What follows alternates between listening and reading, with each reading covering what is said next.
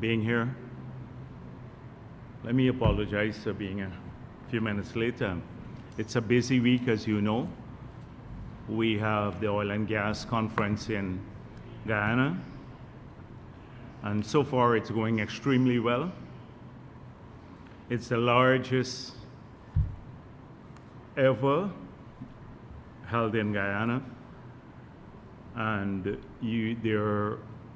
I think they have over 1,600 participants and representatives from over 60 countries in the world. And if you were to attend, I know many of the reporters are there, you would see the buzz that's taking place there. Not just in the formal sessions where we have a lot of high-level engagements with specialists in many areas speaking about the future of the oil and gas sector and how that can not just change Guyana, but also give impetus to investment opportunities in broad sectors that are not related to the oil and gas industry. I have found a healthy interest in non-oil and gas sectors from many of the participants. I met with literally tens of them who've come in from abroad, as the president met with a lot of the investors, the ministers, our technical staff, because we want to use the conference to draw attention to the rich potential of Guyana for expansion and growth and wealth creation for our people in numerous areas outside of the oil and gas industry.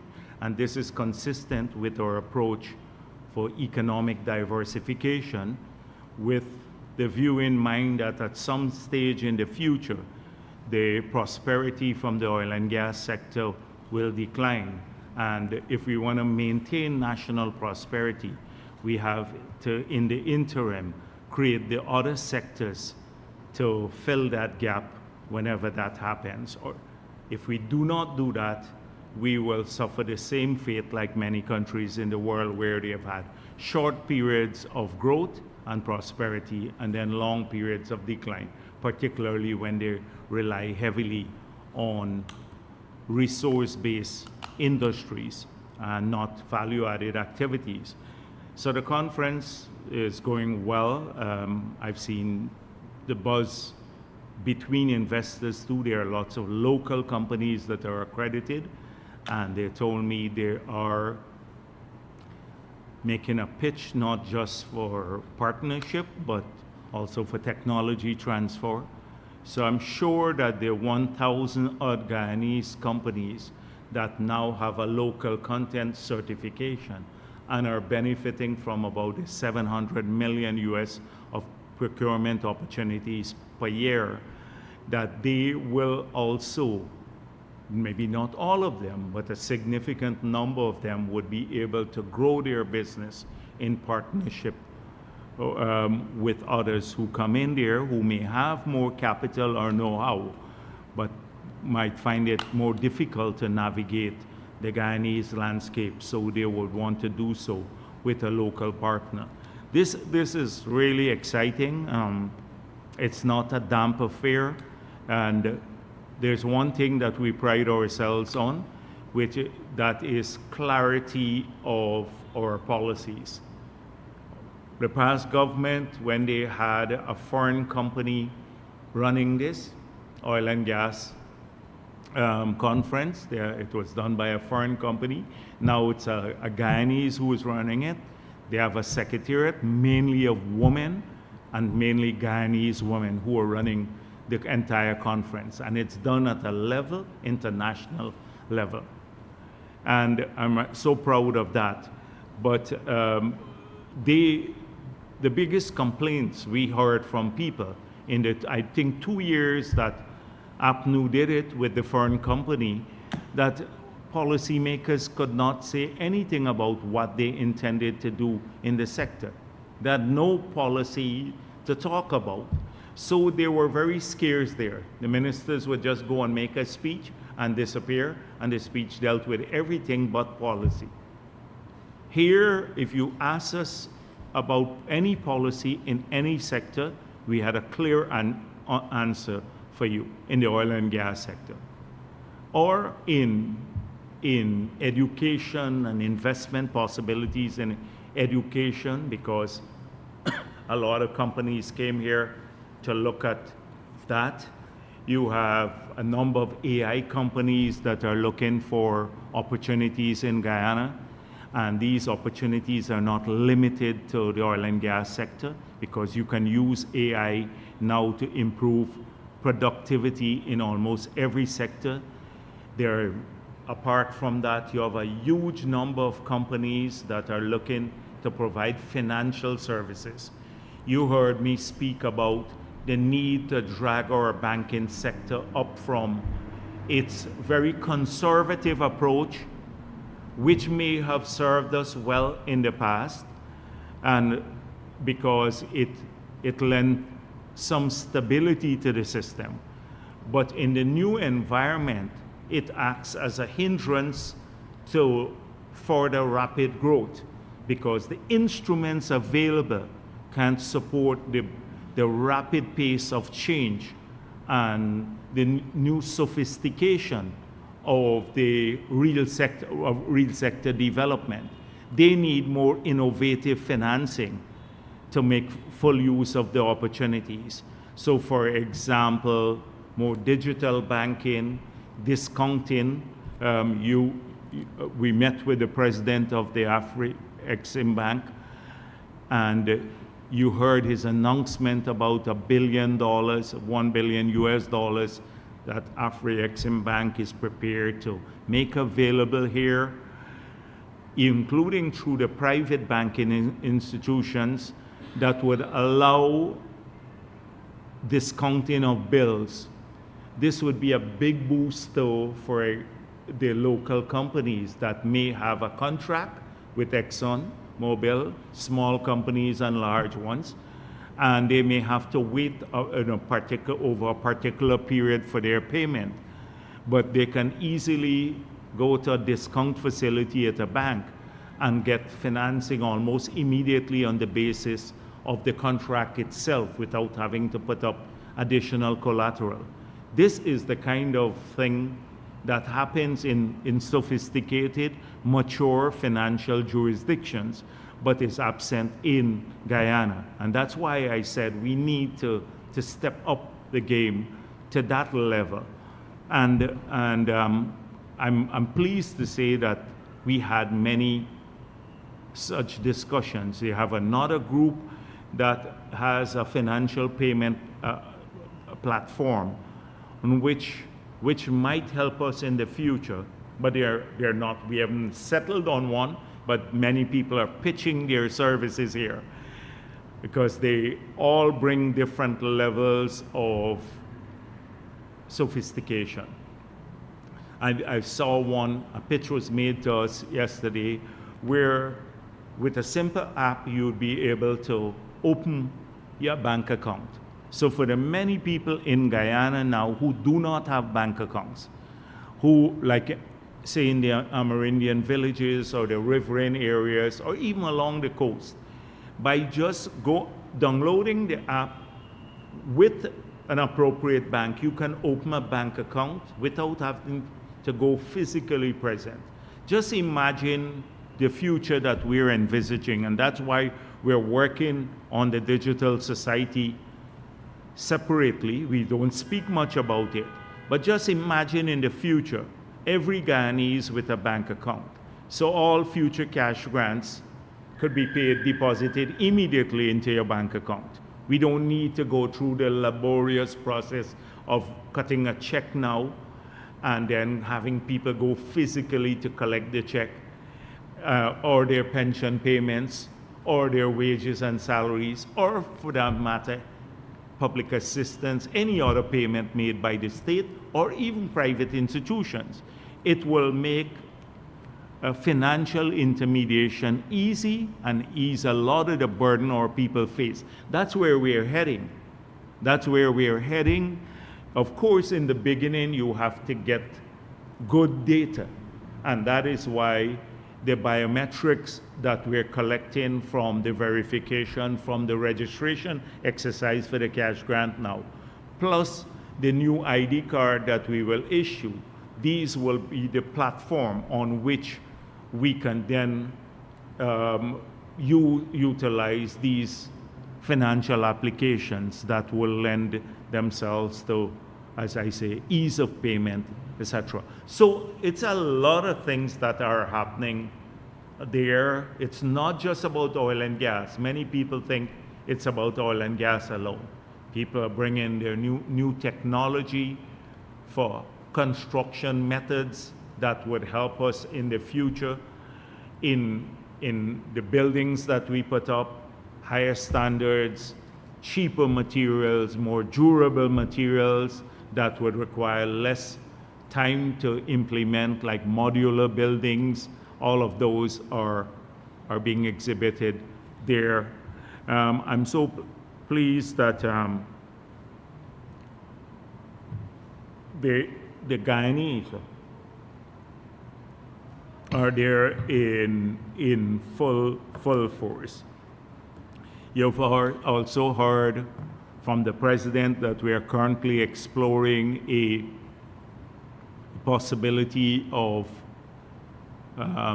getting some of our crude sold and then have refined products returned to us, which could end up in a significant cut in the wholesale and retail price for fuel in Guyana, which could have an impact on everyone.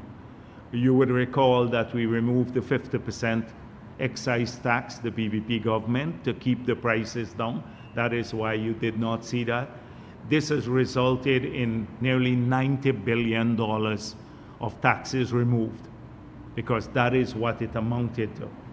A 50% tax would be about 90 billion Guyana dollars. We removed that because we did not want it to, the price of higher, the cost of higher fuel feeding into production or into transportation, people traveling. We removed that.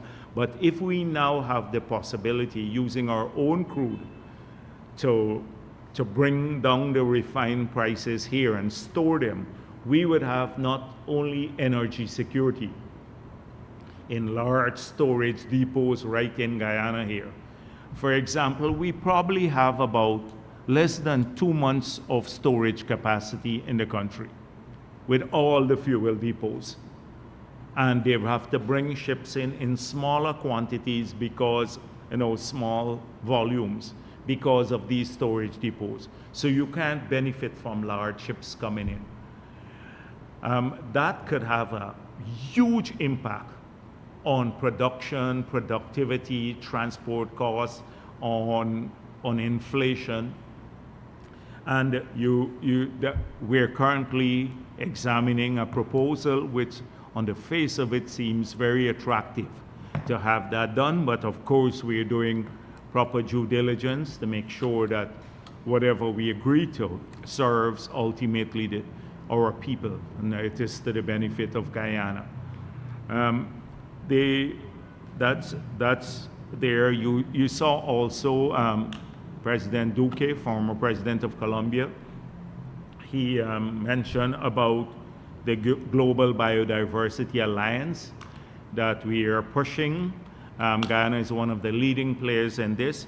We've been wildly successful at getting our forest carbon traded. We have a reputation globally as the best forest carbon in the market, and that's reflected in the price that we get now per ton of forest carbon, which is about 10 times the voluntary market prices, 10 times more we are getting for 1 ton of our forest carbon. We continue to have successes. We're selling now into a Corsair market, which is a compliance market for airlines. And we think we can replicate that success for biodiversity. So to put on the market instruments not just to remunerate countries for preservation of the forests with the associated benefits for climate, but also to preserve biodiversity, to give them incentives to do so, because there's a rapid loss of biodiversity globally.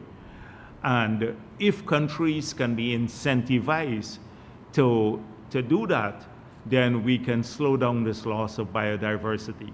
So we want to work at pioneering again instruments that could be put on the market like we did since 2009 when we launched our first low carbon development strategy. You recall locally people said it's a nonsense. APNU didn't support it. They were opposed to Norway even giving us money at that period. They wrote a letter to Norway to actually stop their resources. And now, because of that early advantage, we're ahead of time. We are reaping the benefits today. Not just the country, but the indigenous communities. As you know, we will now have about 1,700 maybe contracts in those villages done based on, not contracts, projects, done based, financed purely from the 15% LCDS money that they got, which is already $10 billion. So we're gonna, later this year, they're gonna be the Biodiversity Alliance meeting here, and we're looking to move this along.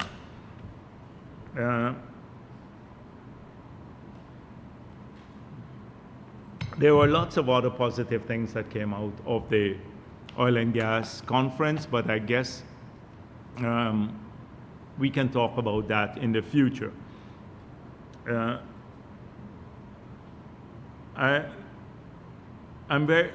Normally I would go through the past week news. Last week I missed my press conference, so I have a couple of weeks to catch up on. And I'm very pleased that the president last week spoke at this time, and he dealt with a lot of the issues that I would have wanted to deal with. And he dealt with them comprehensively. So I'm not going to belabor those issues, just to express my view. I'm also extremely pleased to see that you had such a lengthy debate in the Parliament on a motion for the improvement of the Repentir Cemetery by Valda Lawrence. And you recall almost a month ago I mentioned that we are now planning to do this. So I think APNU opportunistically put in a motion that we should do it because they think, I don't know, I didn't know that the cemetery was such a big political issue. I thought it was just, something that we had to do as part of our improvement in the city improvement plan. And because when we went to Charlestown, Alboystown, La Penitence, East Romvelt, West Romvelt, and I had community meetings in all those places, people said, when will you fix this cemetery? And we said, we will fix the roads first. And we fixed the roads, and then we will come back and fix the cemetery. That was like a year or two ago. So we had promised to do that. We started in the budget, we put resources to do this, $20 million for each NDC, but so in the NDCs we'll have to focus on cemeteries and that sort of thing, like drainage work and garbage collection. So in Georgetown, we had the Ministry of Public Works go in and look at all the roads. We wanted to start with the roads, and we decided about a month ago that we're going to do the concrete roads through the cemetery.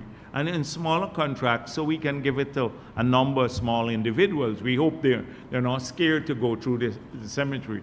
You recall one Edge Hill saying that the reason the 4-lane road, he was told that the 4-lane road through the cemetery was taking so long because like the Jumbies were blocking it, the evil spirits. I'm just joking. I don't want people to say that about Edge Hill, you know. But we planned this a long time back. We already have like bills and everything, and then I saw a motion in Parliament to debate it. And I say, APNU is playing good politics here because they know it's going to happen. They might as well, it's happening in an area that they think is their base, and let them take credit for it. But it's opportunistic. It's very opportunistic and to have such a debate in Parliament. And that happened in the last couple of weeks. And then 2 days ago, I'm extremely pleased that the trial for those who tried to rig the 2020 elections finally, after 4 years, over 4 years, now seem to be on the way. And I hope that the people of the country are following in great detail the anatomy of the rigging. That how planned or unplanned, clumsy or deliberate it was, you would make your own judgment. But there was a serious attempt to rig the elections by the technical staff of GCOM, a few of them, in favor of APNU AFC as the Commission of Inquiry, Independent International Commission of Inquiry concluded, and every international report that has been issued on the 2020 elections from the OAS, European Union, Carter Center, every other CARICOM, they all pointed to the same fact that there was an attempt to rig the elections. Nigel Hughes believes differently until now, and Norton not only believed that we tried to rig the elections, which is a weird thing, but this week I was shocked to see that he said that he agrees with Lowenfield's ill-fated, or attempt to disenfranchise over 100,000 Guyanese voters on the basis of his interpretation of what a valid vote is, which the CCJ, the Caribbean Court of Justice, ruled that he had no authority to do. So clearly Norton, until now, agrees not just with the rigging, the attempt to rig, but he also disagrees with the Caribbean Court of Justice ruling. And this is something that tells you a lot. It's the same issue by like Nigel Hughes. So he did, when the case, the low-life case was heard, or my witness appeared there, he's still arguing in that case that 34 is the majority of 65, when the CCJ had already ruled on that matter in a very definitive way. So clearly, we have a group of either dishonest or mentally dysfunctional people in this country who can't see that they're the only ones who actually believe that this happened. And I think for politicians, if you're so far from the truth and you believe in all of these weird conspiracy theories, nobody takes you seriously. It's a bit of an advice to Norton and Nigel Hughes, because you're trying to tell the whole country and the world that they were wrong. You were the only person right. And it's better to acknowledge and move on. You know, in 2015, a lot of people, I said this before, in 2015, a lot of people in the People's Progressive Party were saying, look, we lost by 4,600 votes, and we did not get a recount in several of the boxes that we requested. We lost the Member of Parliament from Region 8 by 1 vote. We should not accept the results. This is Oregon. And we said, how do you rebuild the party if you live that, you constantly live that? It may even be true. In this case, it's not true. They tried to rig the elections. Even if it's true, you have to acknowledge that you're out of office and you have to work now based on your vision, which they don't have, or a track record, or your hard work to say to people, I can be a credible government.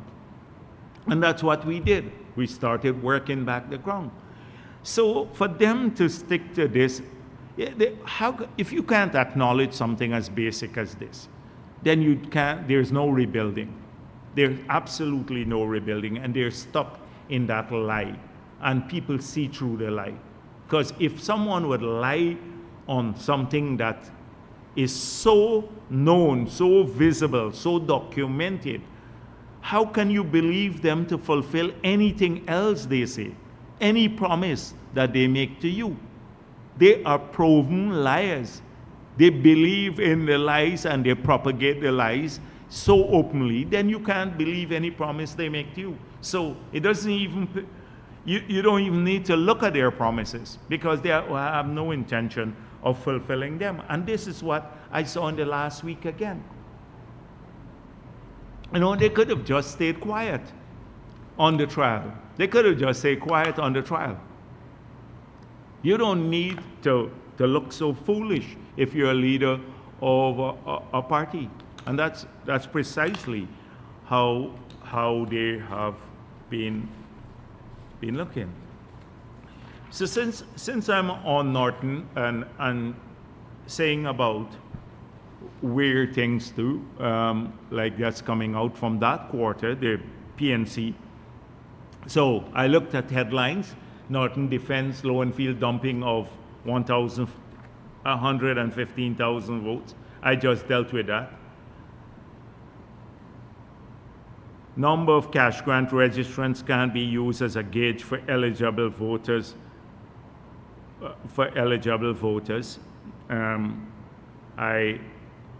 We're not saying that. We're not saying that that's the gauge. The registration is the number and the people on the list. The OLE will be the official list of electors. If you have any objection to people there, based on your groundwork, you should object to the names there being on the list. Norton said they did not want to object because that would help the PPP. How would objecting to people who are dead or fictitious help the People's Progressive Party? It's your job to help to clean the list. So, nonsense again coming out from that quarter. Oh, we didn't object because it would help the PPP. I saw that somewhere. Yes. Bloated list claim. Opposition leader says APNU not submitting objection since it will benefit PPP. That is how you clean up the list. You clean up the list of dead people. We've asked that GCOM clean the list by formally approaching the GRA as a project, that they get all the names of the people who died since 2008, when the list was first started, the continuous registration, and I know they've removed some names, share the names with the opposition and the government, publicize the names, put them in the newspapers, put them online, let people examine them, and then if there are no objections, people go through, then remove all of their names from the list. We said that's how you can clear the people who are dead from the list. If there are people who are fictitious, or even now APNU can object to dead names. But as the Chief Justice said, you can't object to Guyanese if they're migrated once their names are on the list, but they can't vote. They have to come back and vote. So it's as simple as that. But this nonsense about they can't object because it would benefit the PPP. Then Mr. Norton said he is happy with the advice that he gave to people in Mocha. How could you be so callous to say that? Now, I think the president dealt with this extensively, and you all saw the Chief Justice ruling on the matter. It was adequately aired in the public domain. But they misled a small number of people who were squatting there. Chief Justice pointed out they had no prescriptive right to the land, they had no title to the land, they were squatters, that there was an offer by the government, not like the PNC government, where they would go and throw people off the road just like that. We offered to assist to find plots of land for people to go elsewhere, and I think the president has made it clear, even the ones who did not succeed in the court now, we are still ready to engage them. Although they took the route of going to court, they're not eligible for anything now, but we would still want to work with them to see that they are accommodated elsewhere. Because that's the nature of the government that we run. We've always been like this. That to ensure we needed it for public infrastructure, look at that road now benefiting our country and tens of thousands of people, and we didn't throw people off their land and left them homeless. We worked with them, although they did not have any rights to the land. They didn't have any rights, as the Chief Justice proved. They misled those people. And this is typical of the PNC. It does this over and over and over. It does it with protesters. It did it with the polling agents. Remember, 2,500 polling agents worked for APNU conscientiously in 2020. And when they went to the recount, they said, because those polling agents signed the statements of poll, the accurate one, after the count, they said the PPP bribed those people to sign the statements of poll. Imagine the 2,500 people who worked with them in 2020. Many would have been supporters of their party, now faced with a charge that they were bribed by the PPP to sign the statements of poll. They throw people under the bus all the time for their political objectives.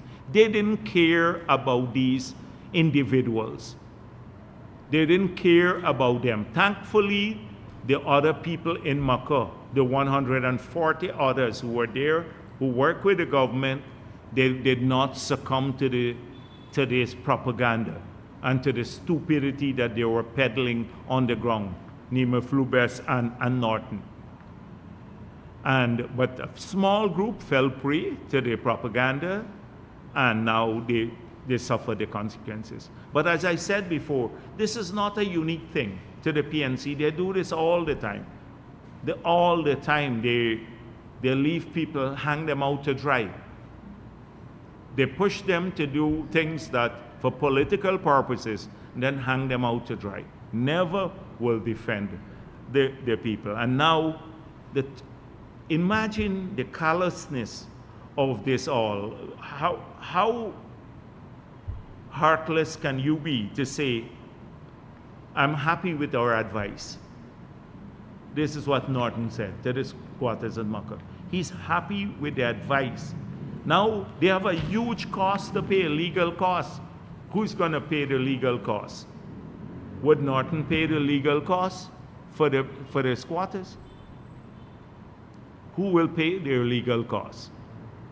And what if the government says, oh, you went to court? Well, the others who didn't go to court, we worked with them, they got their land. You forget it. But we're not going to do that. So they have done this many times.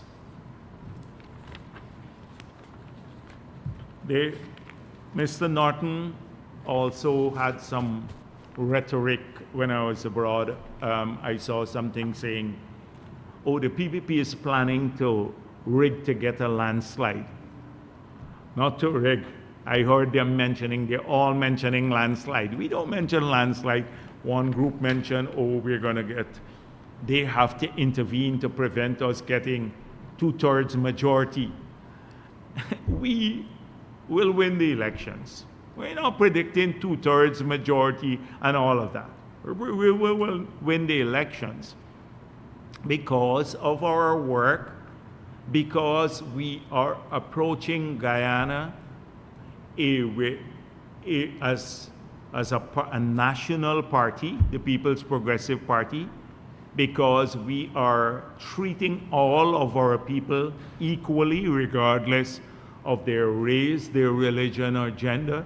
We're making a serious attempt to cross racial divides in Guyana, historic racial divides. On a daily basis, we do this work because we're genuine about it. And we want all of our people to progress. That's why we will win the election. He said we are planning to rig the elections to get that, and they will win.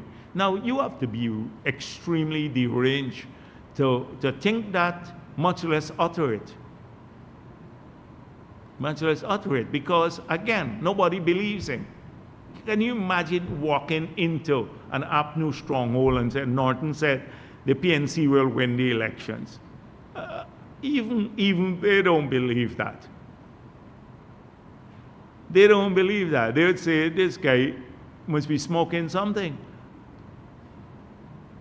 And then he threatens violence. He threatens violence, which is a historic thing of Norton.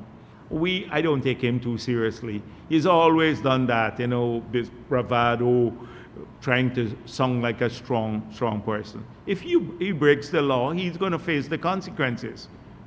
But when they threaten violence, often, you know who they use? Small people, and hang them out to dry again. The leaders get tucked away nicely, they're doing the thing, and then utilize people. But people are wise to it. It happened in 2020. Remember, they threaten all sorts of things. They're going to bring out 10,000 people on the street to protest in front of GCOM. And then I looked at the protest in front of GCOM, in front of the Ministry of Finance in the 5 months period. And then all I saw is like 100 people who are like probably pensioners. So they threatened it before because people are wise now to all of this. They've seen it, they've used that playbook over and over again. Now people are busy getting a job, and if they don't have one, they can find one because there are opportunities. They're busy trying to get their house lot. They're busy trying to get a scholarship. They want to do things to change their lives.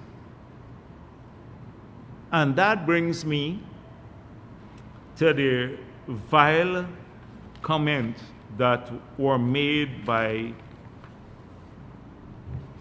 the WPA, Heinz, about Afro-Guyanese. And Norton refuses to condemn it. How can this is what he says. I have no control over what he says. And then in the article he said he didn't look at it. really. He didn't hear it too much. So he has no control what Hines says, but he didn't really hear what Hines said. Here's everything under the sun.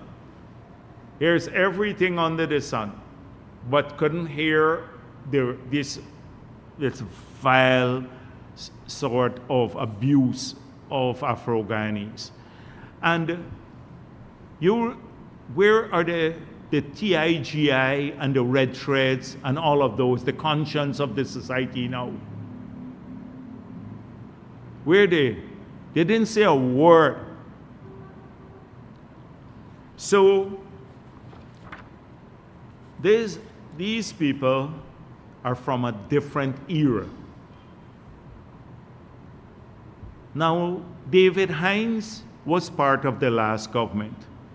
David Hines had a cushy job. He and all the WPA people, the few of them they have, who betrayed Walter Rodney, because the PNC killed Walter Rodney.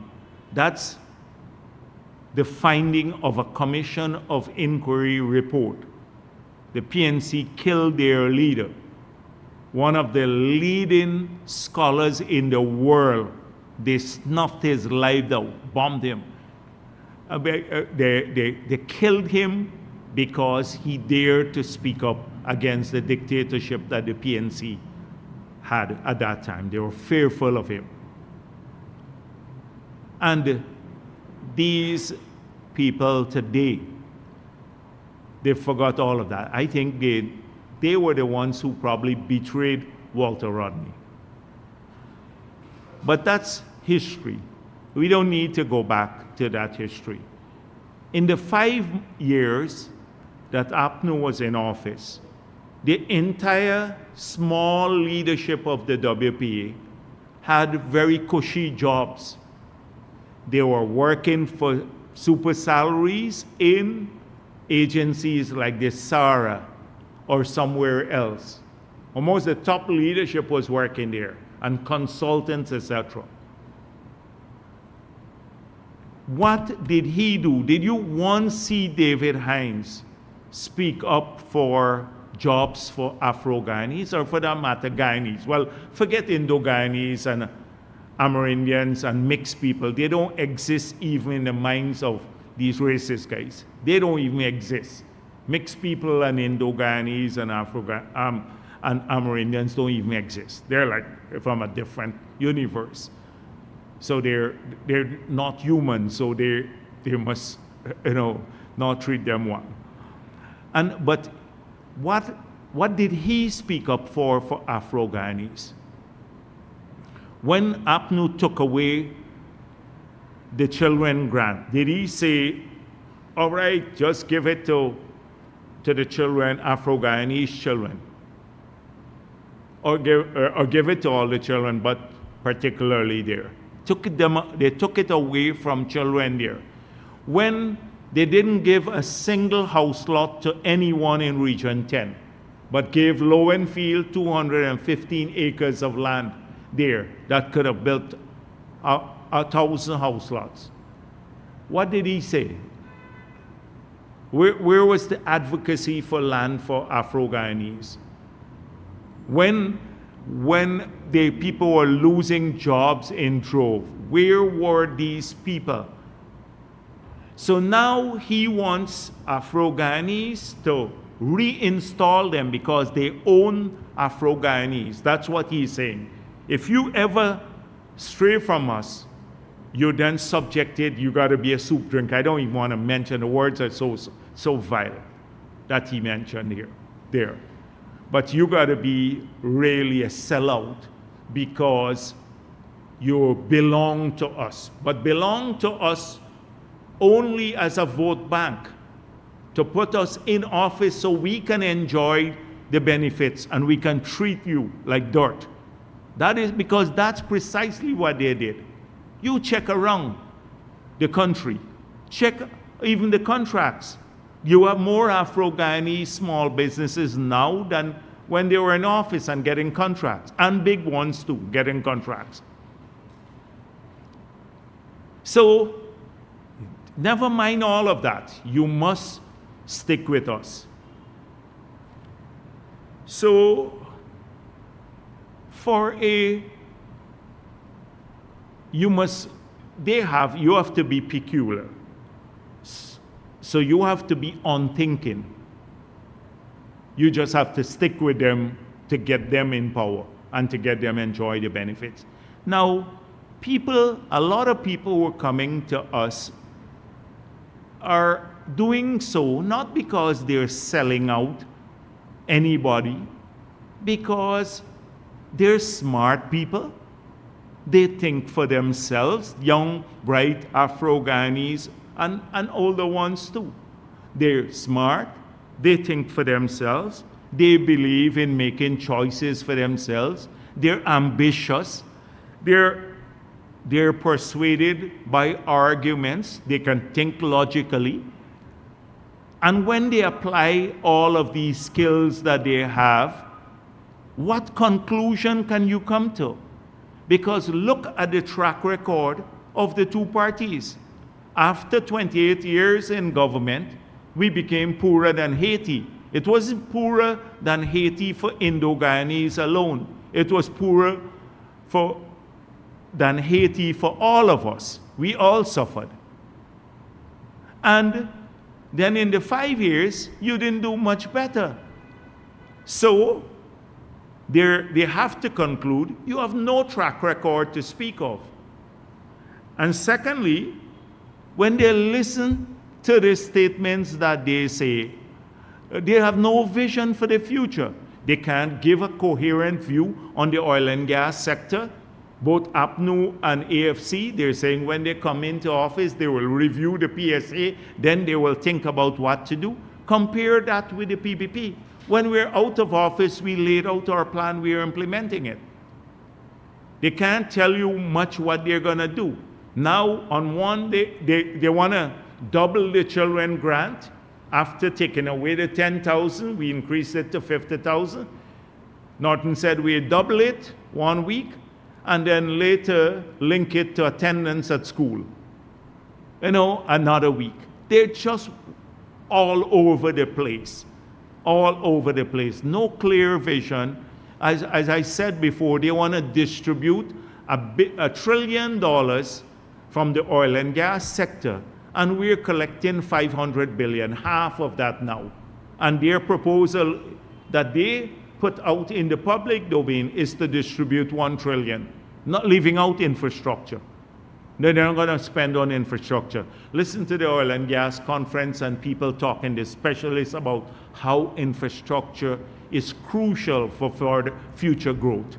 They don't think that long term. So why would a bright or a person who is thinking, Afro-Guyanese, Indo-Guyanese, Amerindian, want to be associated with you? It's not because they're sellouts. It's because they're thinking people, smart people. They believe in freedom and they have choices. That's what our Constitution does here. So you can't continue by racism or beating them down or disparaging them or calling them names, vile names, force them into supporting you. And then even if they support you, you do nothing for their cause. That is precisely what these guys want to do. It's your track record, it's your lack of vision, it's the thing about young people. Why would a young person ever want to support the PNC? Look at the track record of the People's Progressive Party on young people. Look at the young ministers who we brought in. Look at the presidents in the past. We had ministers in their 20s. We had ministers in their 20s. I became minister in my 20s, Irfan Ali. In our 30s, we had presidents in our 30s and 40s. The thing is that is how we support young people. We just had 1,500 young people of every race join the People's Progressive Party youth arm. Because they see that in this party, you can rise to the top through hard work. And we have demonstrated that, not by race or religion or anything. If you work hard for the people of this country, that's the kind of party you want to engage in. But that's what we're trying to sell. We're saying, come to us because we're a party that works for everyone. We want to get you a job, we want to get scholarships for people, we want to get better health care, education. On the other hand, they're selling, oh, you got to support us your whole life, and if you don't, then you're a sellout, or the vile thing that he said about people. How could you, and that is what Norton would not disassociate himself from, or Nigel Hughes. They support this strongly. They would not disassociate themselves from it. And that is why people are tired with this sort of rhetoric. It's the vilest thing I've seen for a long time. And people like, you know, what's his name again, Christopher Ram, likes to file cases. Why he doesn't file a case here now against him in court for disparaging Afro-Guyanese like this? It's an assault on people, assault on their integrity, their intelligence. They think that people, Afro-Guyanese, are like sheep or unthinking. They're some of the smartest people in the world, and well, not the world, in Guyana, Afro-Guyanese. But the thing is that, and that is what they get for it. And the leaders of these parties will just not say anything about it. So it was disgusting. I saw it, I was abroad. I wanted to comment on it immediately because it was so vile. But I hope this is not the end of it. We got to banish, not by sending people to jail, but by the weight of society, these fossils from who would only use people's race to judge them from our midst. He's lucky we have a tolerant democracy. He's lucky. We have a tolerant democracy. Now, I saw a lot of issues about the transparency issue, and I think Minister Teixeira and the President addressed these issues. But we have been here before, and we had to deal with this. This is almost every year this comes up.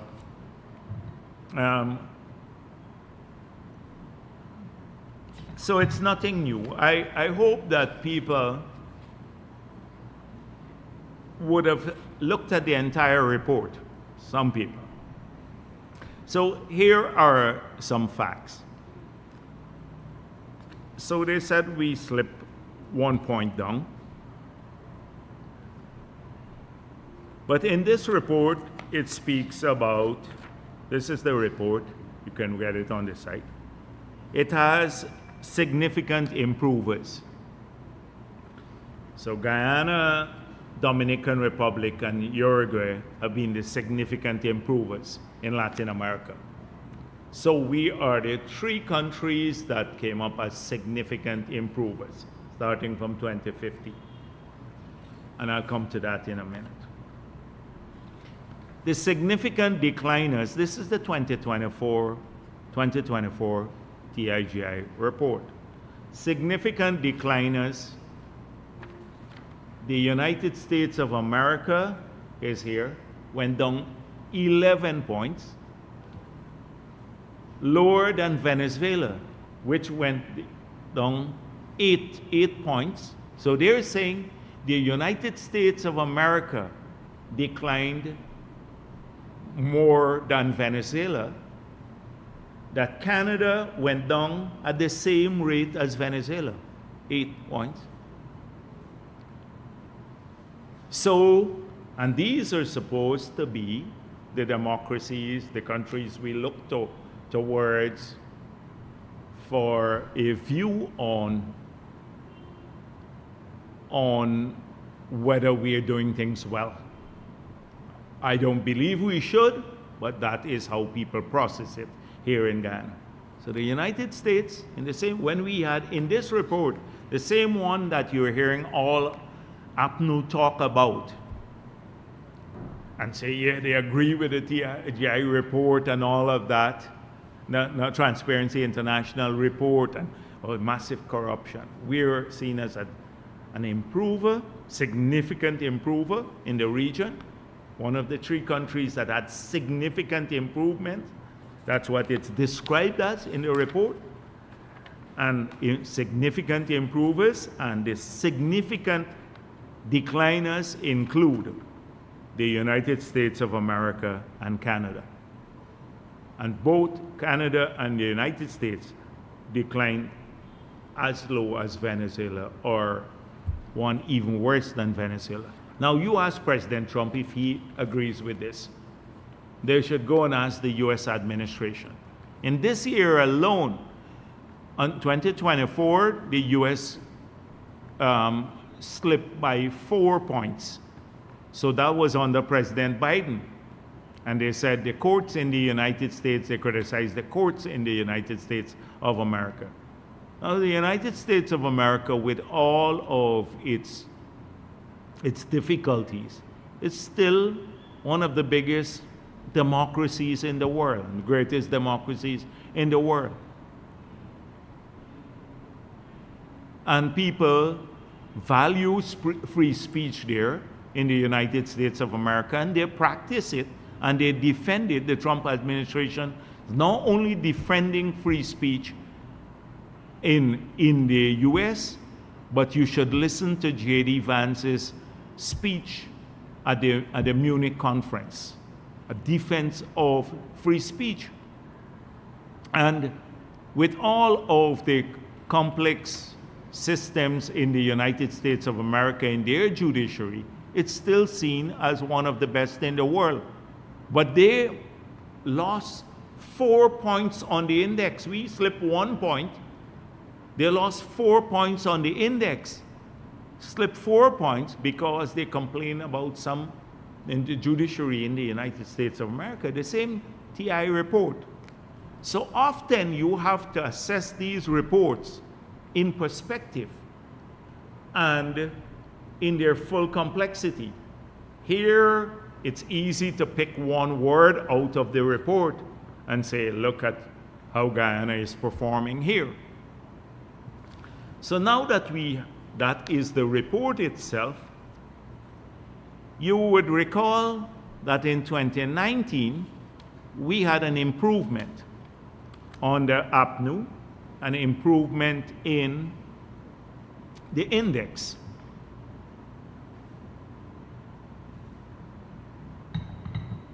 And when that report came out, I pointed out how the global index could be influenced by reports sent from Guyana.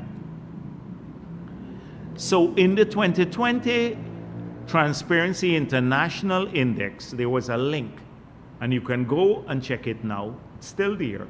And if you press the link, you will find the local report that went from TIGI, the local group, who was headed by Troy Thomas at that time. And here, I'm not going to go through this. You will have a chance to see it. But in 2019, this is what Troy Thomas put in his report to Transparency International, that they use as a basis for the improvement that we saw. He said, in recent years, though, there's been a measure of optimism about the potential for a turnaround. This is strongly linked to a change in government that occurred in 2015. So this report was sent up in September 2023, 2019.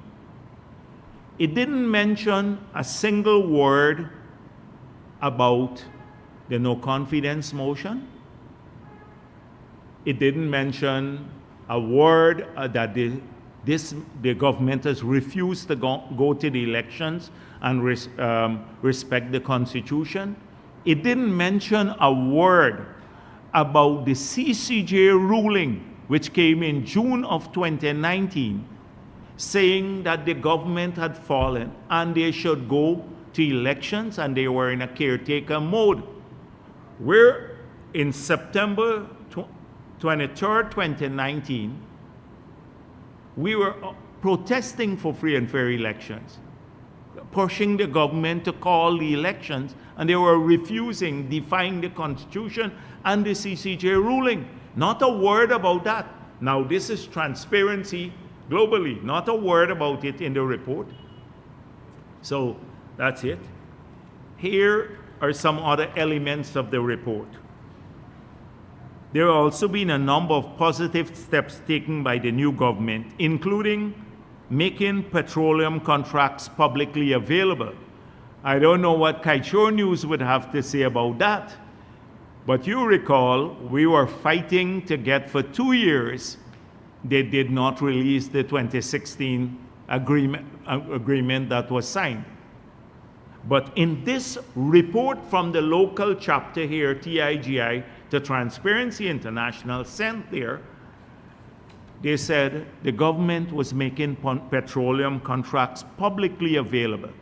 Now, not only they did not release that, they hid the signing bonus. They didn't mention a word about the signing bonus, which the government hid, and at that time they refused, contrary to law, to put it into the consolidated fund.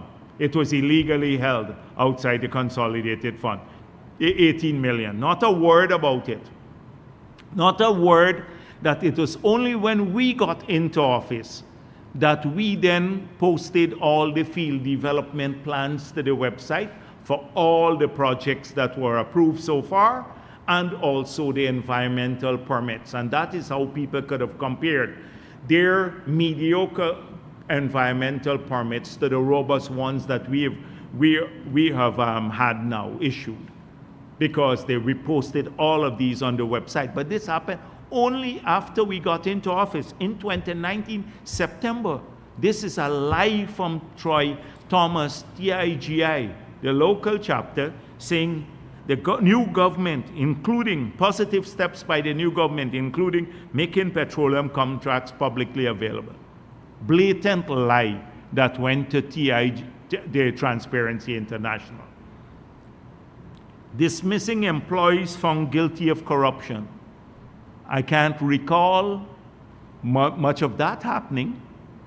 Which employee did they dismiss because of corruption? In fact, you had entrenched corruption. You had ministers taking contracts for themselves in that period. Ministers giving themselves contracts like their family members. In housing it happened. In Cathy Hughes did it. You had unsolicited bids going to cabinet. None of that. Another lie, dismissing employees found guilty of corruption. The third, in their report, halting a major contract for parking meters in the capital city. Who approved this? It was Vulcan who approved it. They said the government stopped this. This is Transparency into local group again, sending up a report. The people are not here. They rely a lot on these local guys, many who are opposed to the PPP, and I'll come to that in a minute. So they said another blatant lie there. Then reestablishing the Integrity Commission. Now, you would recall in 2019, when this report went up, that there are 3 years, 2015, 2016, 2017, where no reports, for the first time in our history since the year 2000, no report was filed by anyone in government for today. Well, anyone for that matter. But no minister, the president, did not file a report contrary to the law in those 3 years. And that defied what happened before. Every year you had to do this by law. In those 3 years, nothing happened. And imagine, they said, reestablishing the Integrity Commission was a positive thing for the new government. I can go down, updating the code of conduct for public officials. What code of conduct for public officials? Blatant lies that they sent up. Now, establishing a state asset recovery unit. They didn't recover a single thing. They didn't recover a single thing. In fact, they spent 10 times more money than anything they recovered. And it was a place for the political rejects and cushy jobs there. Clive Thomas, a whole range of people were there. I think Trotman was there. Even the chief economist of the PNC now, Elson Lowe, was a research assistant at SARA. And he's now the chief economist there.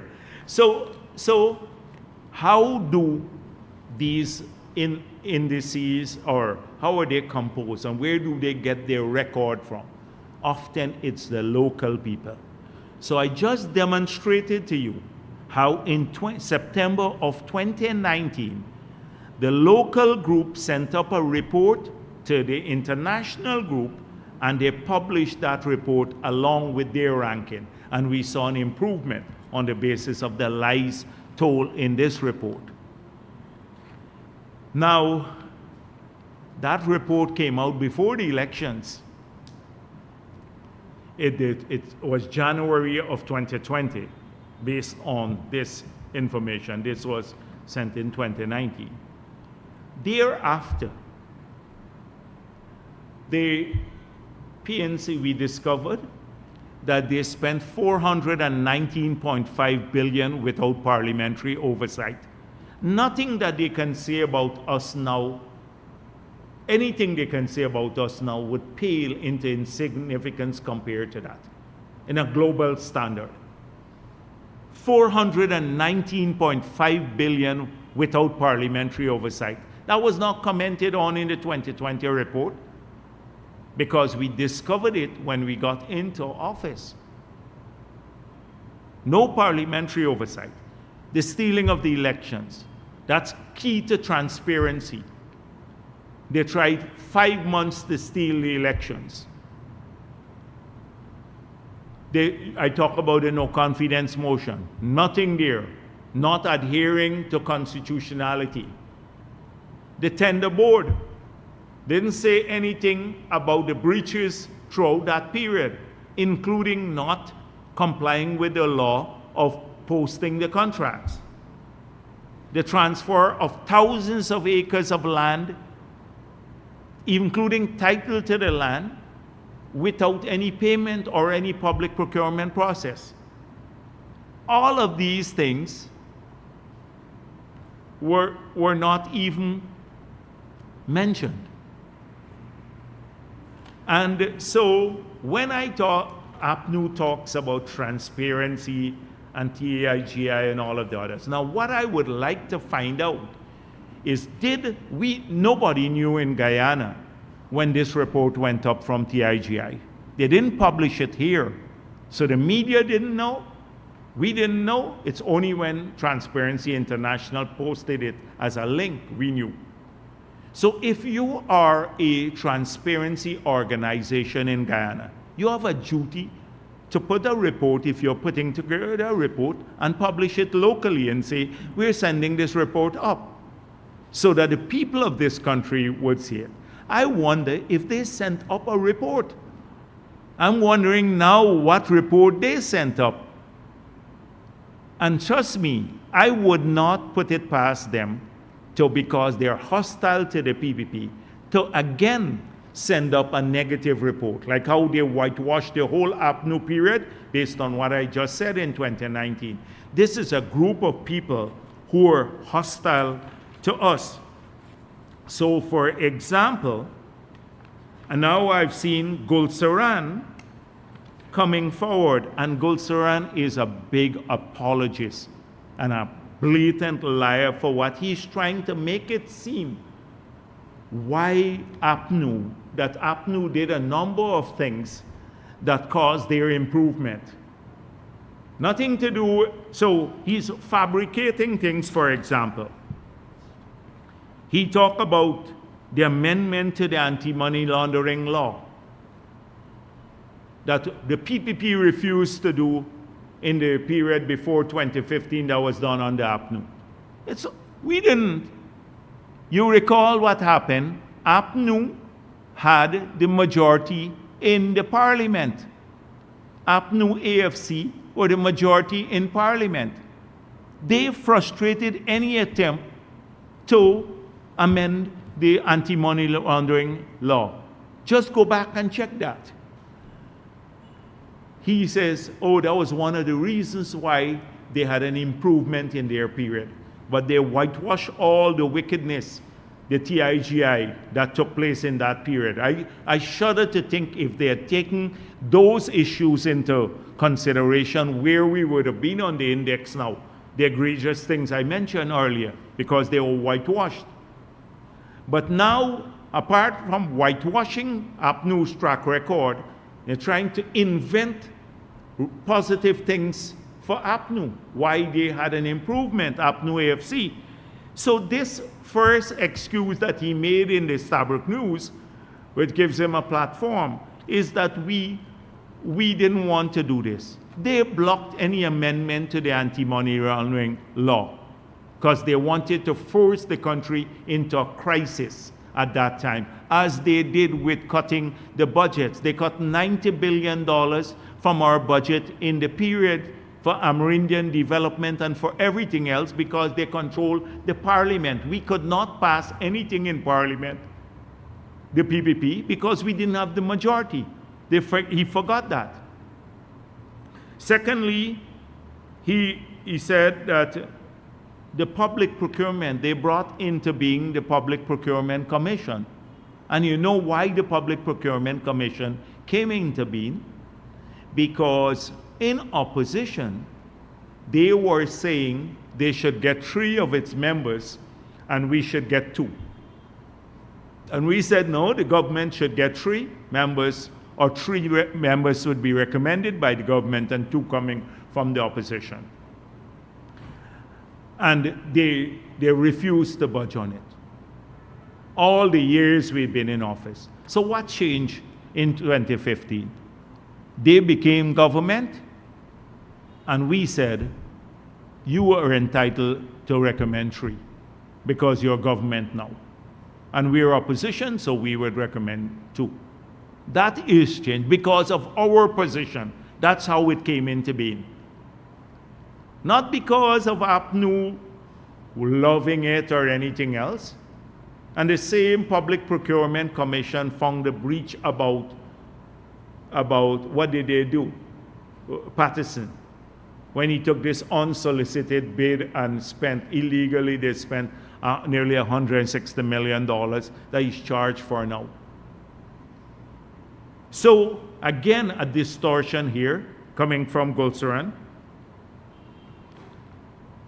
They established special organized, the forensic audits were done at 4 institutions, and special organized crime unit started looking at this. That was one of the reasons for the improvement. Guess what happened with the forensic audit? You know, Gulsuran is on record as saying, I love transparency. I'm the conscience of things transparent in the country. And I'm sure he has something to do with the TIGI now. So that's why I wouldn't put it past him to send a negative report up. So he then said, after I was critical, he sued me for saying he doesn't have any integrity. And I want to go to court to prove it. And I'm going to prove it in court. So he then said, this is how I got the forensic audits. I got a call from the minister one evening, and the minister said, we're doing some forensic audits. We're doing some audits. And we have a list here. How many would you want? Which ones? Now, bearing in mind, when I was minister at that time, we passed an amendment to the Act which says that audits can only be done by the Auditor General or authorized by the Public Accounts Committee of the Parliament, not by the Ministry of Finance or the Minister. It's illegal for that to happen. That's the law of the country. He knows it well, but forgot the law conveniently at that time. And the minister called him and said, how much, which one you want? And then he called back the minister the following day and selected which ones he wanted.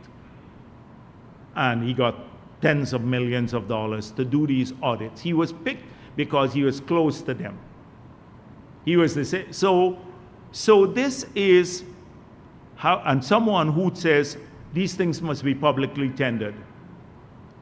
There was no public tender for these audits. Now he's elevating that into one of the reasons why they went up.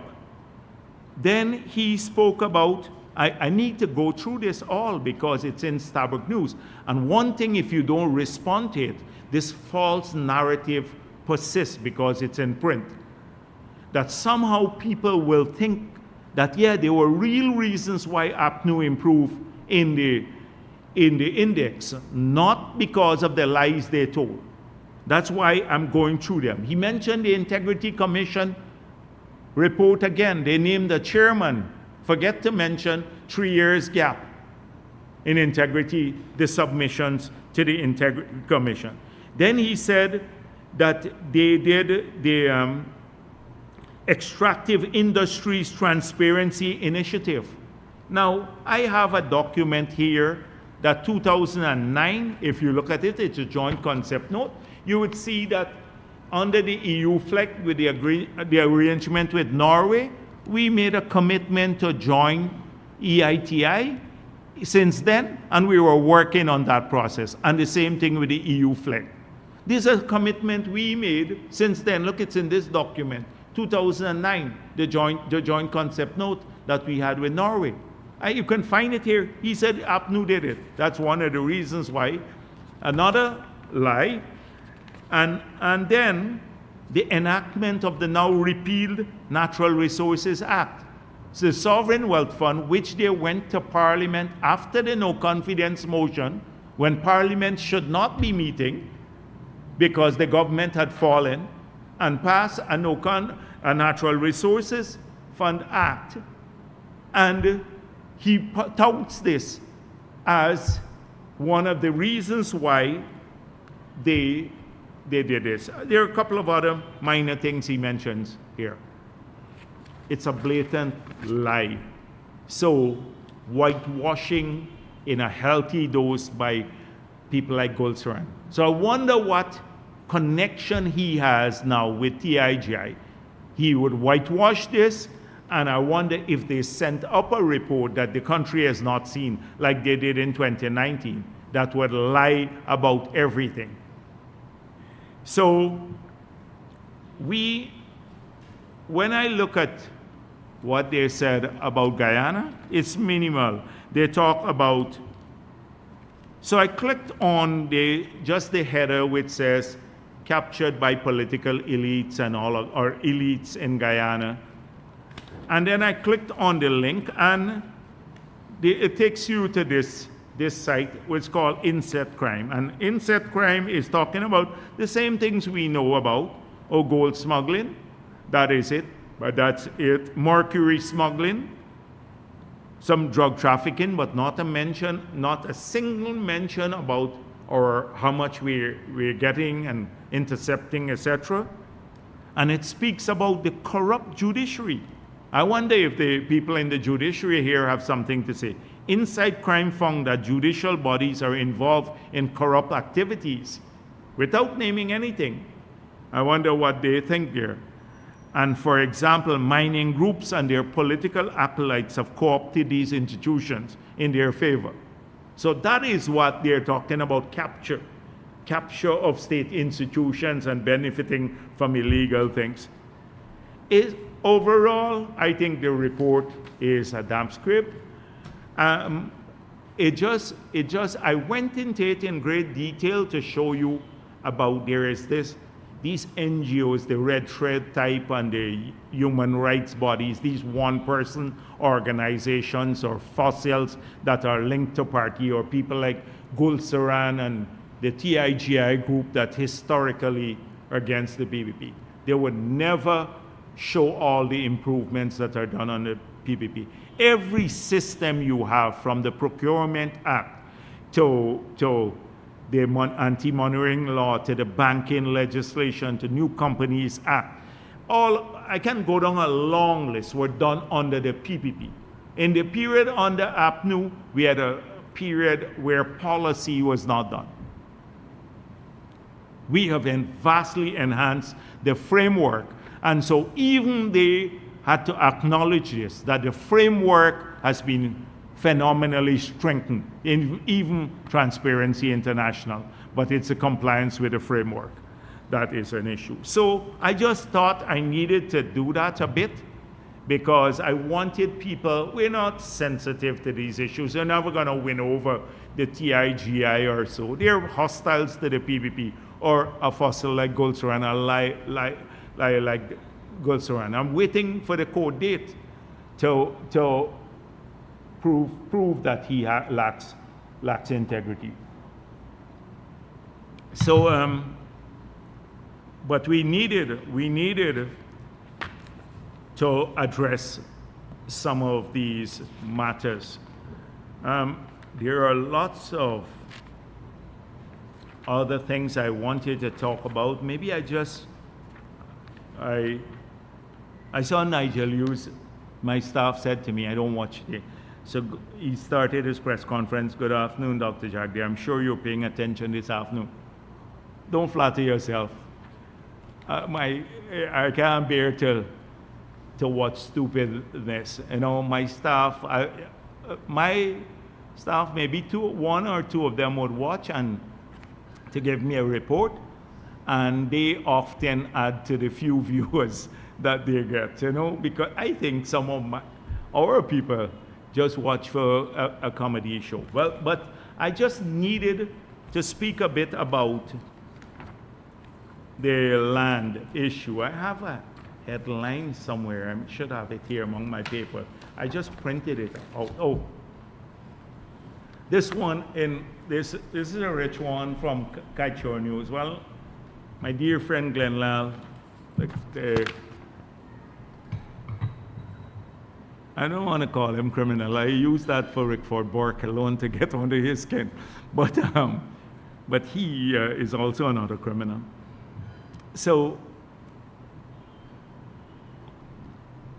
after I spoke about Nigel Hughes and the land issue, the next day, VP Jagdeo tries to compare 75 acres of jungle lands Nigel Hughes wants to acquire with 35 acres of prime city land sold to Eramada and others. Mislead nation that the AFC leader had acquired the lands. So let me go back through. And then I saw the same thing in Starbuck News, but more sensibly put, with their bias, of course, trying to cover up Nigel Hughes, give him a free pass, but with more finesse than the crudity of the Kaichor News. So let me go back for a minute and see who's obfuscating and who's trying to deflect attention. There were two statements made by Nigel Hughes.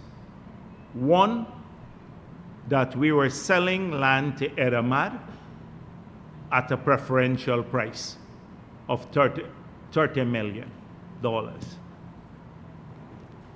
And secondly, and he released a part of an agreement, creating the impression, I think, that it was $30 million for the whole plot.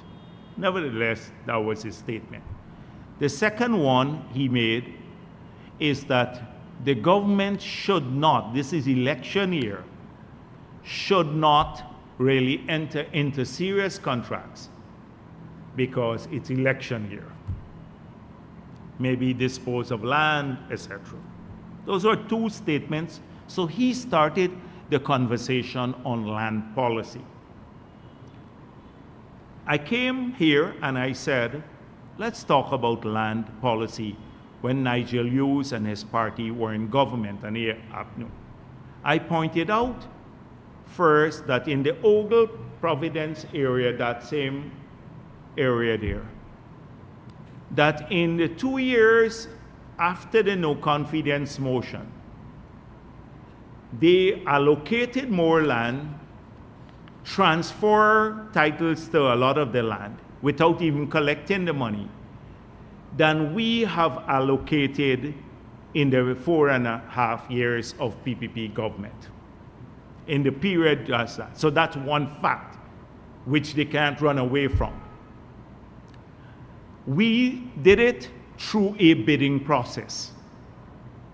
You had to express interest, you had to go through a public process expressing interest. We did it at a rate that was equal for everyone.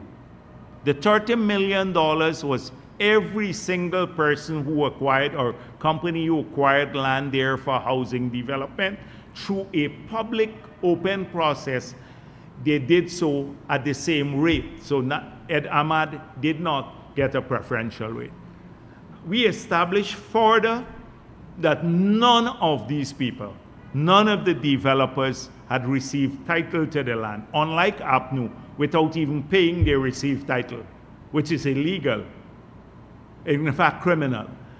That they, to receive title, you had about 18 months to go through a number of conditions you had to fulfill, including not just paying $30 million per acre, so you have to pay about $900 million for a 30-acre plot, but you had to put in infrastructure maybe of a comparable value, another $900 million, and demonstrate, I think, an 80% compliance before you get the title, or the government is not obligated to pass title to you. So we have safeguards, we're safeguarding the government. So not a single person has received title there.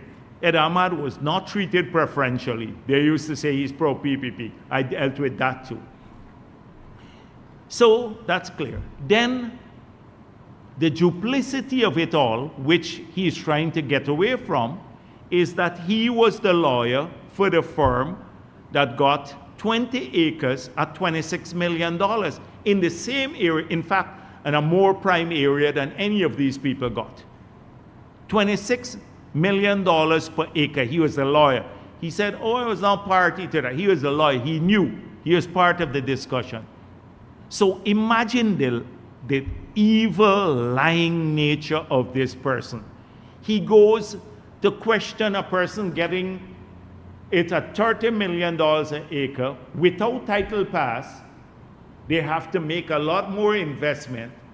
When you know that you took one of your clients and got it at $26 million and got the title passed immediately without any improvement to the project, the area.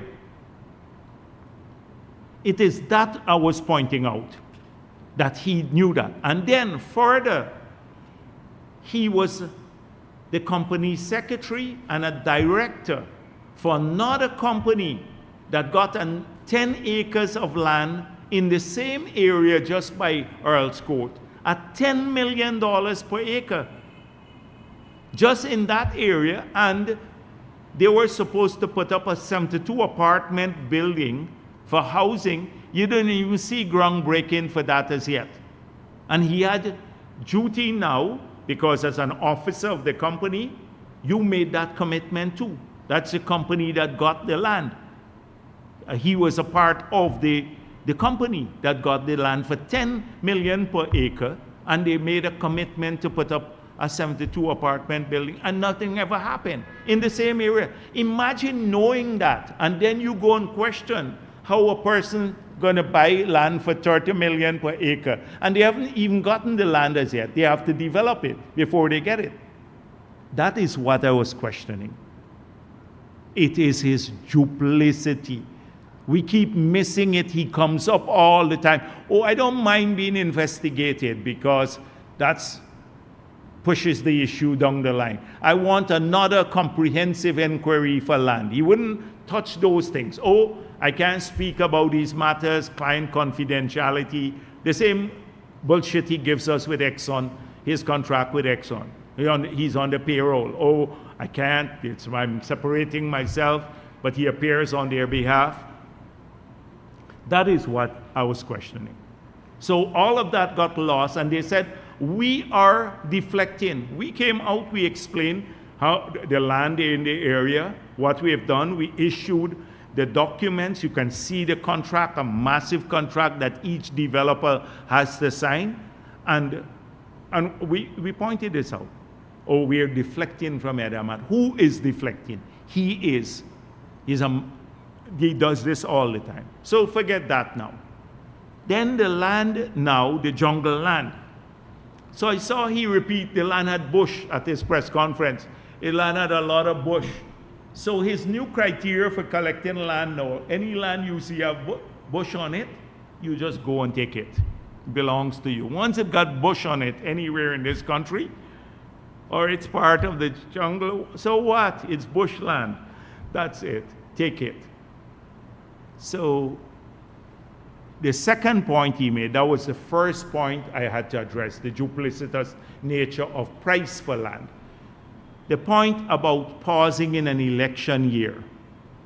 I pointed out that this man got 75 acres of land in a period when the CCJ, after the CCJ had already ruled that the government is in a caretaker mode. You can't sell lands, you can't do anything else, you can't issue lands. Lands and surveys should not have done that. You can't do that as a caretaker government. He wants us now, we're a government with full powers up to the elections, and wants us to pause because it's election year. But he got 75 acres of land when the government was in a caretaker mode. They should not have processed anything for any land whatsoever, much less for this man himself who just mentioned this. But they did. And he was part of what I consider to be illegal behavior on the government. So the first 25 acres after the CCJ rule and before the elections, and then 50 acres after the elections itself. So now you lose the elections and they're still processing land. They're still processing land. So guess what excuse he came up with? Oh, it's first of all, it's bush. Second, it's not the legality of it, it's not the duplicity. Everybody misses that. Oh, it's some small thing that's in the jungle, so what? It is the principle that I'm getting at. So, I bought it from someone in 2016. Now, the guy couldn't sell it to him because the guy did not have title to it. They said the guy was squatting on 2 acres, but he bought 50 acres. How can you sell something that you don't have title for or a lease for? The man never had a lease for the land.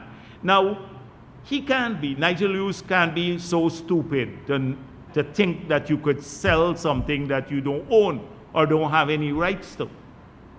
So people question, oh, it was since 2016 he bought the land. Why did he wait until after the elections to process it? Since he said it's just a transfer. And the reason is because he knew all along that the guy couldn't transfer the land. He couldn't. But what changed when we won the elections? He decided that I better do a hustle here. It's a hustle. And got it. The guy had no land to transfer, nothing. Nigel Lewis could not have bought what nobody had to sell. And he was issued with a provisional lease. And now he's complaining, oh, I didn't get the final lease, etc. He has rights to the land. Look at the provisional lease that I released. It gave him rights by a government that had already fallen to 50 acres of land. It's not whether it's jungle lands or whatever. It's the principle. He did it knowing that they had to make the final hustle, I think. That is how I see it, in my view. Because you couldn't transfer what the guy didn't own. And he clouds this in all of this. And so Kaicho News says, oh, misleads nation that the AFC leader had acquired the lands. He had acquired the lands. And the jungle lands, they missed the whole thing. It's not just jungle lands. They forgot the 10 acres at prime land at 10 million per acre and the 20 at 26 million per acre. Not a mention of that he negotiated for his client.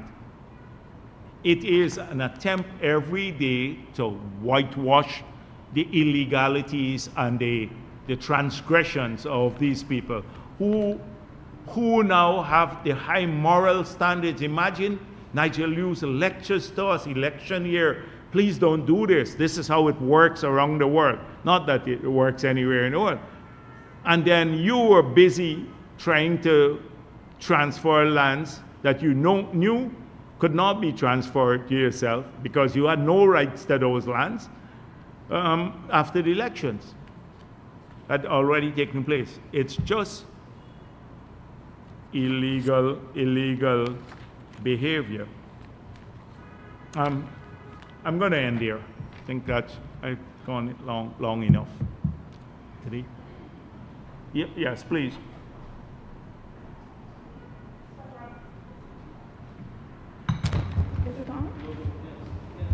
Okay.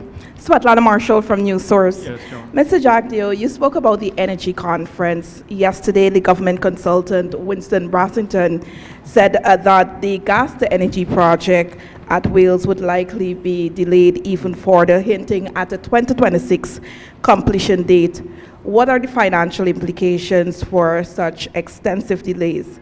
And still on gas, what's the rationale behind building a second gas-to-energy plant simultaneously with the first? Why not ensure that the first is completed and operational and then move on to a second? And would government be seeking external financing for the second project? On the cash grant, the second phase of the $100,000 cash grant got off to quite a chaotic start in certain sections, with a number of allegations of checks being issued to the wrong person or persons. What is being done to address these issues? I took note of your comment in future utilizing financial applications and so forth, but what would be done now to address that? The issue of U.S. deportation policy, could you say if the government has been briefed on the number of Guyanese who are living in the U.S. illegally, and what are, could you say if the government have been briefed on the number of Guyanese who are living in the U.S. illegally with respect to how many are likely to be deported, and how soon could we see those Guyanese returning home? And with respect to accepting deportees from third-party countries, how many, if any, of those deportees the government is prepared to accept, and from where, and what are the implications of such a decision? Yes, go on. Thank you.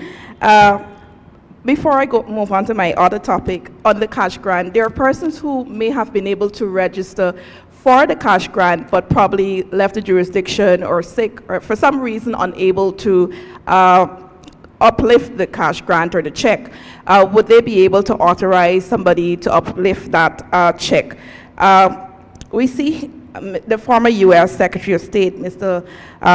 Mike Pompeo, here in Guyana, I think for a third time since demitting office. I could be wrong, but could you tell us about the discussions the government is having with Mr. Pompeo? And lastly, on the engineers bill, it it is a legislation that it is needed. However, why the decision to withdraw the the proposed bill, and not send it to a select committee? Yeah, as in the case of the single window legislation that was sent to a select committee. Those for now. All right. So the last one, I had a discussion with the president, and I'm aware that he had himself expressed some concerns about the provisions of the bill.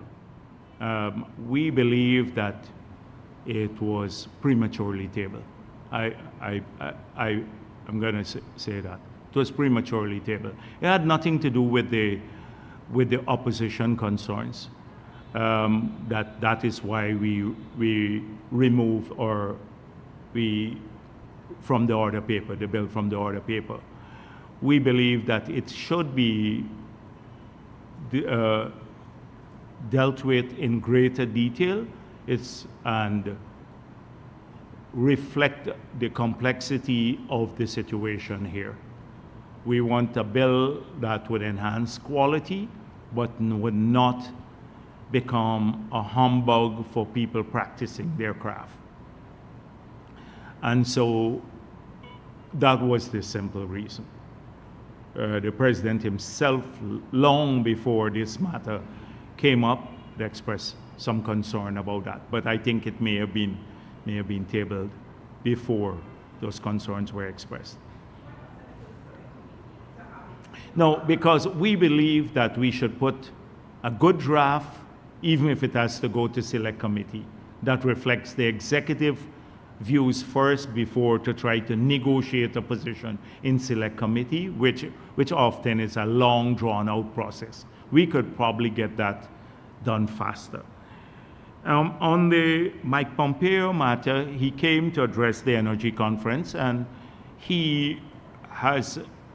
Mike Pompeo has great global connections, and we often benefit from his advice on those matters, and also we share what's going on in the country.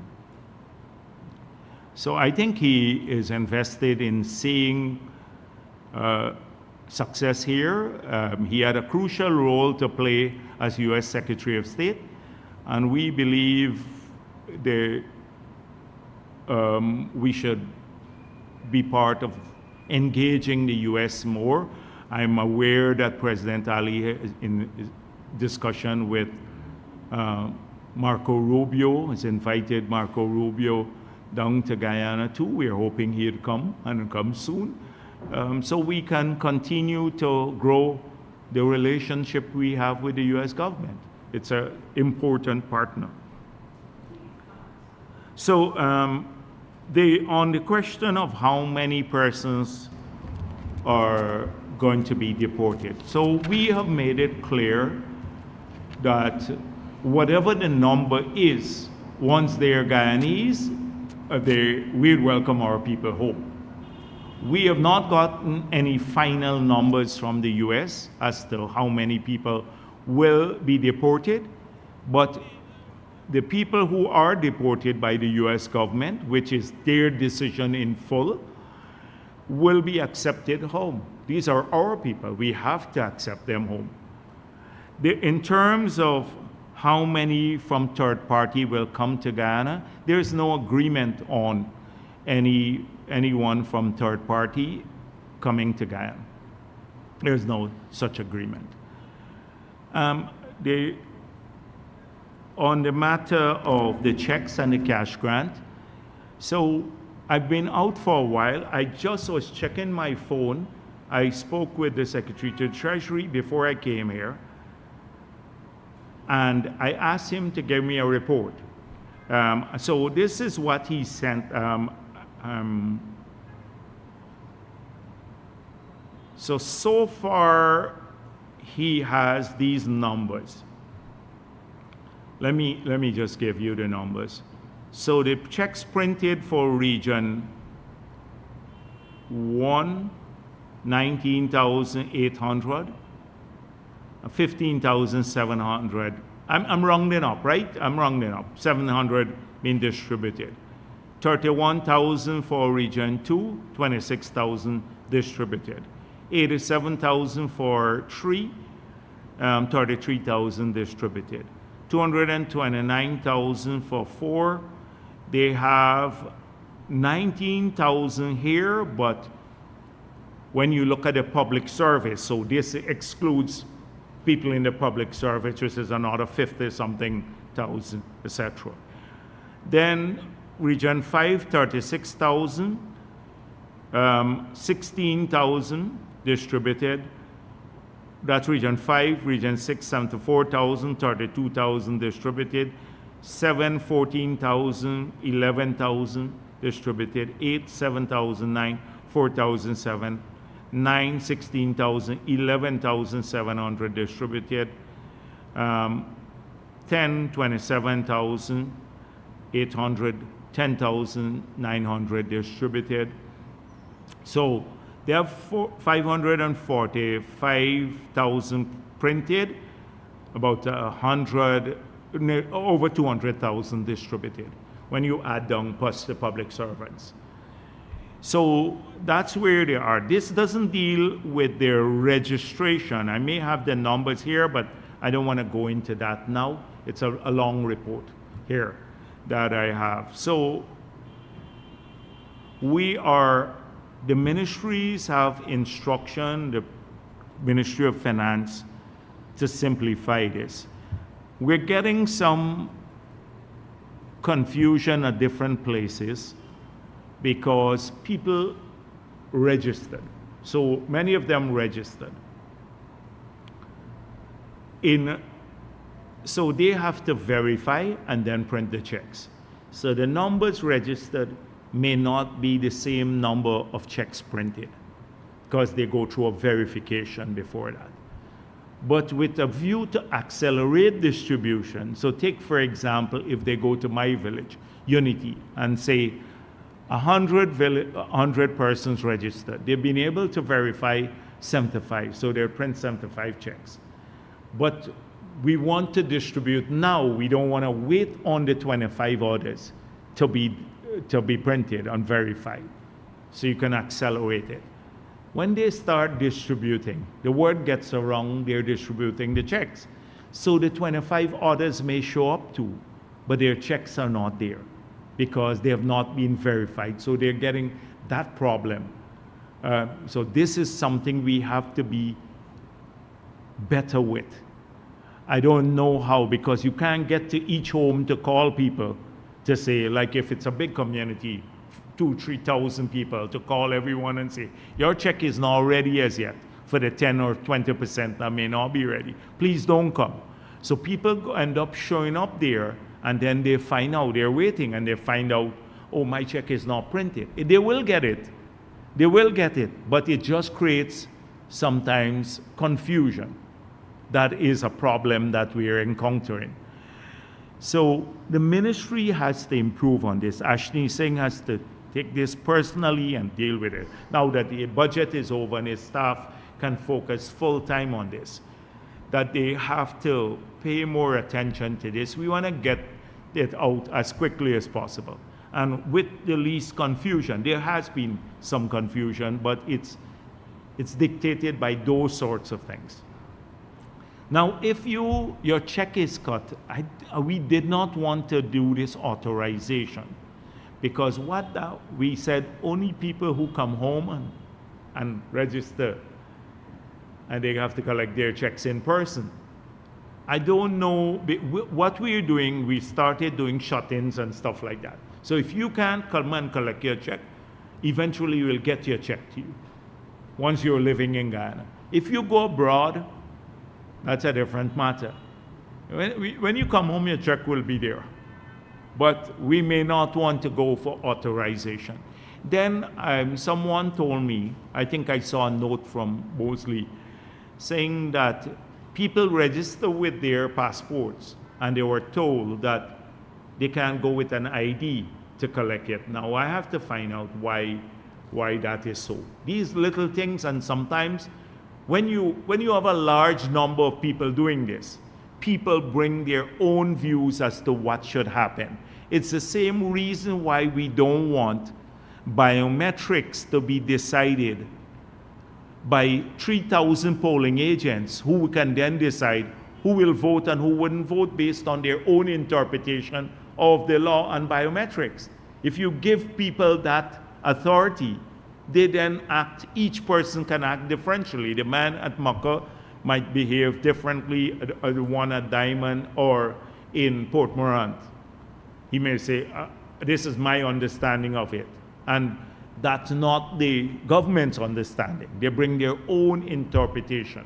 So I said to the staff, you have to clarify all of these things.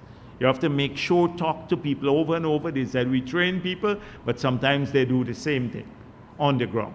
And some people are sour, they go out, leave long lines. We put them in place there, then they leave for lunch and don't come back until 2-3 hours later. And I know people are just waiting there. So we're encountering all of these issues. And so maybe you're right that in some places it's going well where people are conscientious, and in other places where they're not, it is creating problems. On the authorization, I don't think at this stage. I don't know how they're dealing with it. I'm out of the loop for a bit on this, so I will try to find out if they're dealing with that. On the gas to energy project, yes, there will be some delay. I can't speak about the DAR process because it has to remain confidential, and we're making that decision whether we go to full arbitration, which should be made shortly because it has to be made before the end of this month. So if we go on to arbitration, we'll inform the public, or if we decide to accept the DAB report, we will. The delay, we're not going to compromise national interests simply because we want the project to be done by a particular date.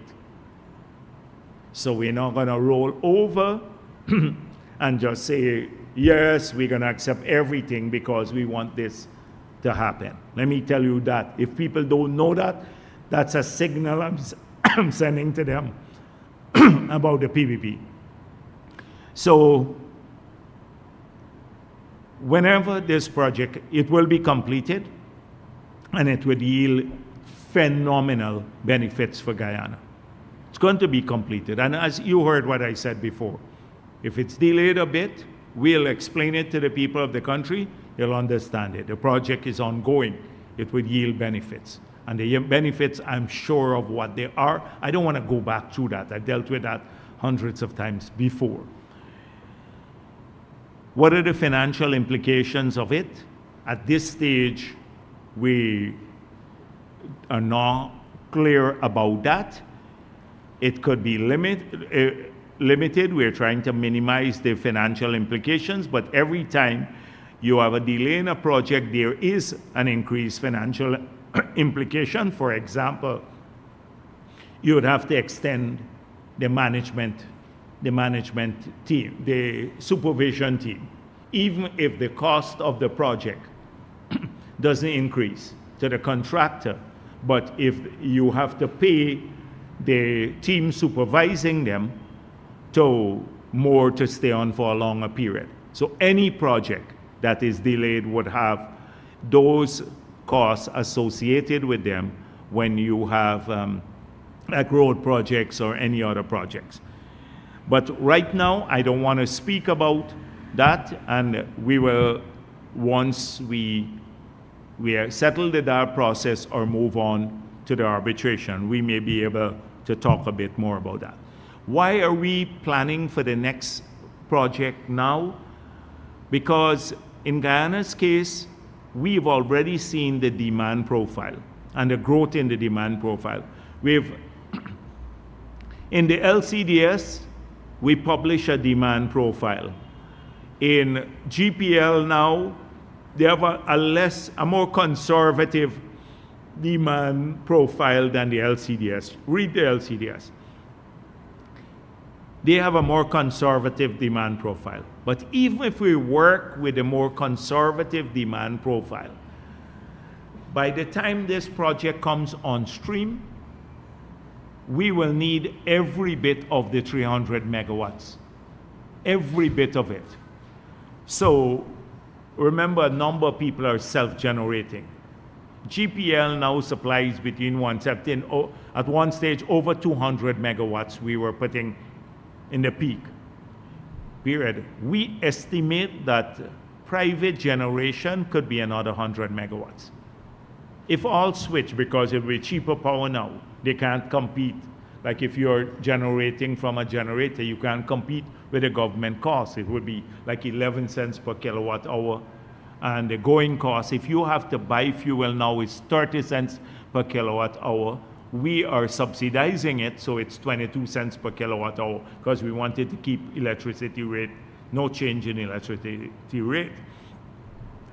So we remember, even if you go now to conclude a contract, it's about 2.5 years. That is when the additional gas will come on stream, and that's when the additional power plant will come on stream. We're talking about 2.5 years of growing demand. So even if you switch now, everyone switches over, we practically use up all 300 megawatts.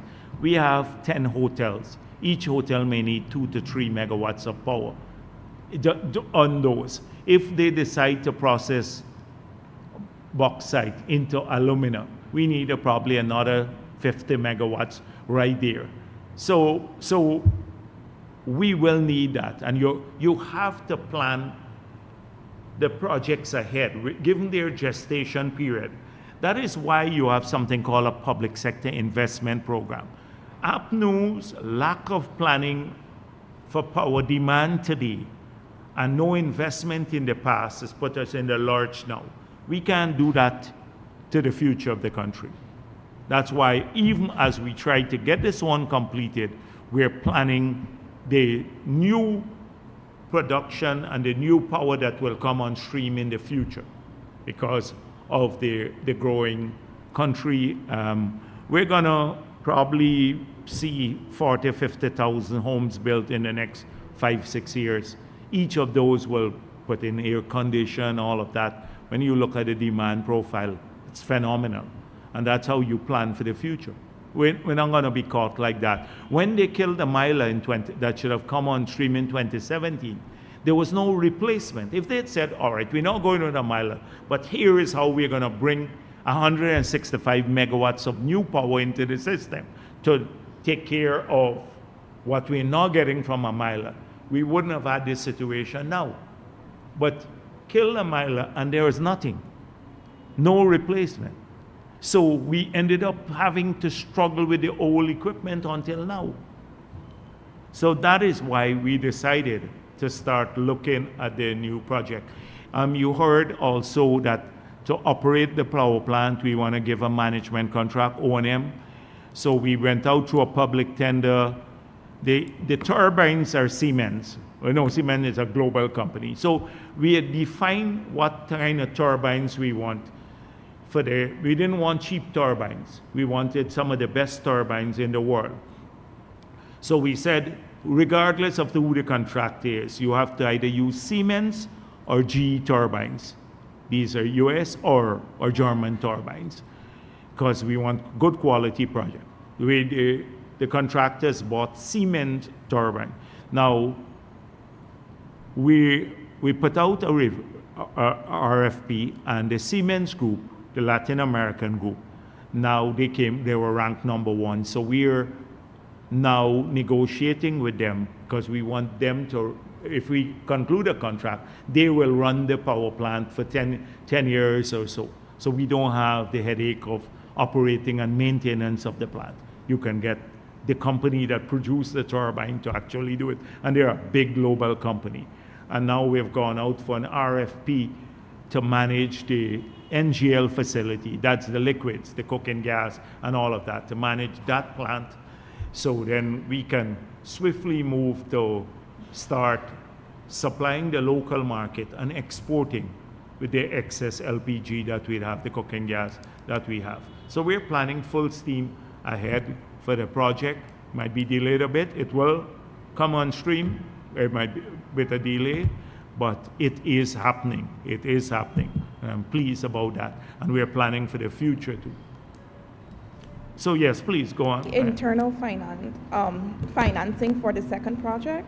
No, we are, that's why we said we want to go to a power purchase agreement.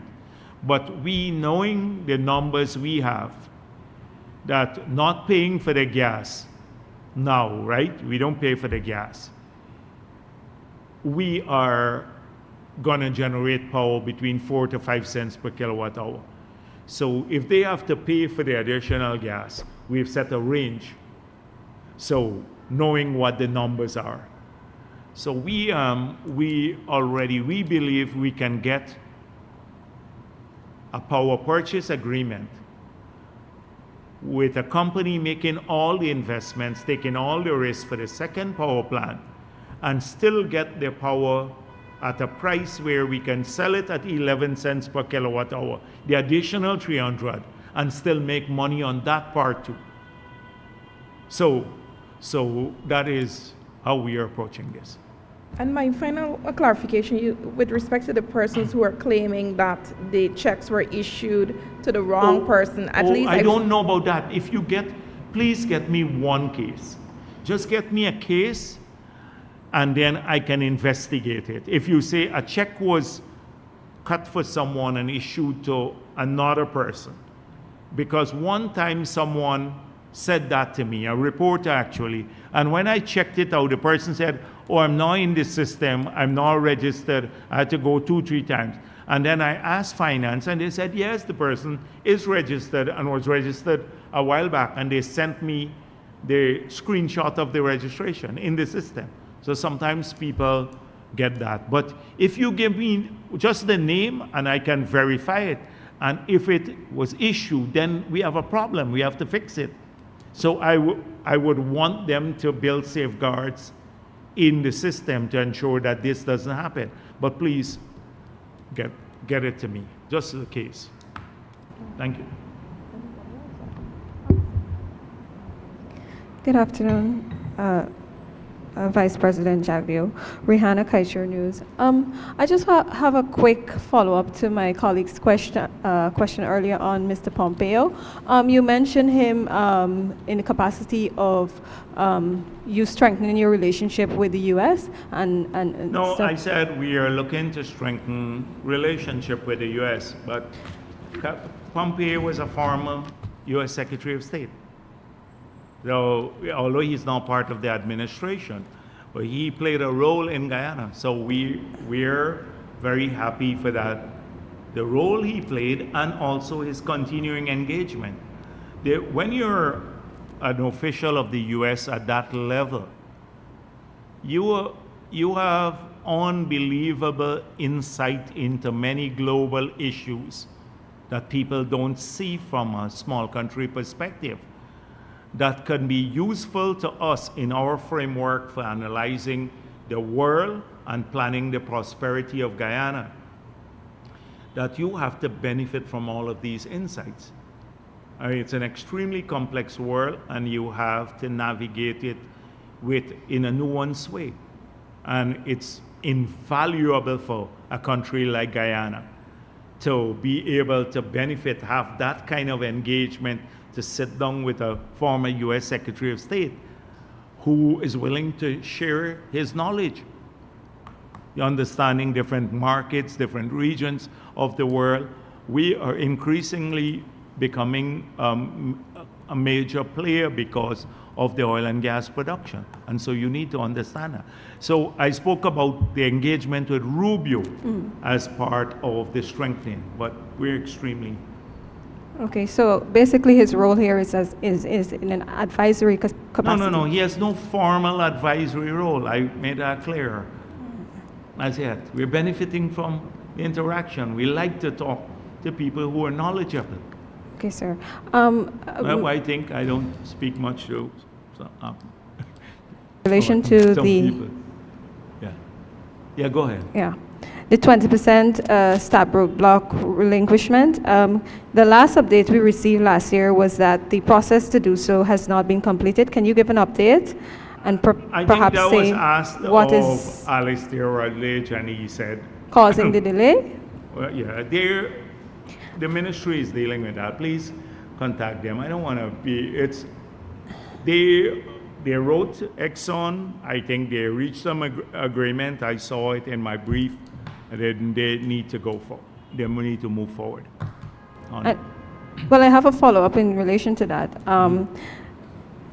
Could you say if the delay of the relinquishment could possibly affect our oil profits in terms of how much we're getting? And would you say if the company would be able to recover costs as a result of not being able to give back this? I don't want to be unkind, but you know that's a nonsensical question. If you have a block here and you have to relinquish part of it, you will choose the part that you're not using. So that's what you give up, that you're not doing anything in. So how would that affect your cost?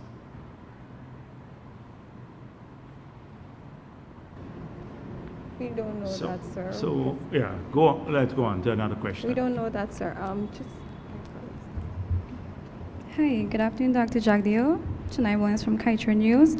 I have two questions for you. So Suriname is allowing their citizens in... Go on. Just move aside and see. Yeah, go on. Okay. Suriname is allowing their citizens to invest in its first oil project. What are your thoughts on this? And can you see this initiative as something that can be introduced in Guyana? And a follow-up, in terms of the Mucka squatters that lost their court case, President Ali had extended a helping hand to them. Can you say or give details as to what type of help these persons will benefit from and when? Okay. Yeah, you said 3 or 2. All right. So I would assume that the help that we gave the others, that we'd want to extend to these individuals too. I'd assume that that is what the president meant when he said, we're not going to leave people on the road because of bad advice, even if they're PNC people. It's not in our DNA to do that. And so I assume that's the same benefit that they will get. They're not going to get more than the other people, but this is clear. Suriname is taking a different approach. They have an option in their project development to take equity in the project. So when you take equity in a project, you have to raise the money. So at the national level, given the constraints that Suriname has now, I think there is a limit to its borrowing because of the state of the financing in Suriname. So it has to raise money. The fact that it's trying to do so through a vehicle that allows citizens a chance to participate, it's a good thing. And but there is, people have to understand how finances work. If you take equity in a project, then you have the possibility of getting a great reward at the end. But remember, equity is remunerated only after you clear costs, including costs of borrowing. So for example, we were discussing this only 2 days ago. We're thinking about some of the other things. Say, if we build a fertilizer plant in Guyana, maybe we can have people take equity in the project, or they can invest in the project through a bond, Guyanese. Or one of the, say, the vessels supplying offshore. So if we can structure some of those in a way that provides multiple opportunities for Guyanese, because the service boats are needed now. There are about 20 of them there. And when we get up to high levels of production, about 40 of those, and they have guaranteed contracts. So assuming you try to get Guyanese to take some of their money out of the bank and put it into these opportunities. If you invest in a bond, you know the bond will state the rate. You will get 10% per year. Might be higher than the interest rate you're getting in the bank. But you know you're getting that definitely, because that is paid in the first order. It's above the line. It's part of the cost of the project. If you invest in equity now, you take ownership of the project, you buy a share, you have to wait until all those costs are clear. And then you will have to decide whatever the profit is. So if you don't make profit in a year, assuming, say, oil prices tank, and you don't make profit in a year, you're not getting a return on your equity investment, because it's remunerated only from profits. So people, this is why we need to do much more work on financial literacy. So things sound good, but you also have to look at how you manage your money. And I hope that we can do some seminars along this line, maybe finance, talking to people, because you saw the deposits in our banking system soar. Our aggregate deposits, Ashton Singh said it's $1 billion now, $1 trillion. So Guyanese are not investing, saving more because they're earning more. I made the point that only from government alone, government workers are earning $500 million US per year more than they were earning in 2020, because our increase in wages and salaries in the public sector has grown by $107 billion. So that means they're earning $500 million US dollars more.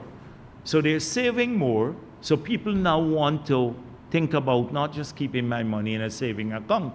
How will I invest it so I can make more? They may not be able to do a project, but they can take either equity or subscribe to bonds, debt instruments. And so even if you look at the structure of the Berbice Bridge, NIS and the others, they took more money on the bond side, so they got paid. That's why it's the best investment NIS made, because they took a higher share of their injection in bonds and subordinate debt, which are ranked higher than equity or common shares. So it's only when you make profit, then you get your common shares are remunerated. So I think whilst it's a laudable thing, they have to raise a lot of money. Let's see how it's going to be subscribed in Suriname. But you also have to tell people of that risk, that when you put your money, an ordinary person, you're dependent on what happens with the oil and gas sector in the future. You may not get back any return if the project doesn't do well, versus investing in a bond. And that's how I see it. Yes, please. Saskia Warwick, NCN News. Dr. Jagdeo, a few weeks ago you mentioned plans to meet with GCOM. Could you share how that meeting went? What? I didn't get that. A few weeks ago you mentioned plans to meet with GCOM. Could you share? Yes. I was out the country and I came back and I had to ask GCOM to postpone the meeting. So I have not met with them. I will meet with them shortly. I'll request another meeting. Okay. Sir, regarding the recent collapse of concrete poles along Homestretch Avenue, I noticed the lack of a concrete base. Have you engaged GPL on this issue, particularly regarding the quality of installation, considering these poles are being installed nationwide? And From the time I saw this, I spoke. So I had, after the issue that took place in Aubrey Barker Road, I asked them about the protocols. What are the protocols for putting down concrete posts? So they said 10% of the posts plus 2 feet. But they didn't have a concrete base. That's GPL's protocol. 10% plus 2 feet. The other one, the one in Aubrey Barker Road, they didn't install it at spec. They told me these were installed at spec, but you will have to look at the conditions in which you install these. And we're clear, we have a high water table, these are heavy posts.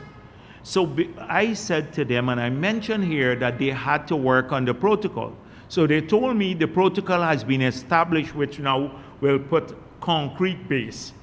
So when you put the post down 10 feet, maybe 2, you have to encase it in concrete. But that was not the protocol when this was installed, because this only happened a few weeks ago. You should catch Edge Hill and Indar a bit more and ask them about these, and GPL, ask them about the protocol, because I've been pushing for them to get it.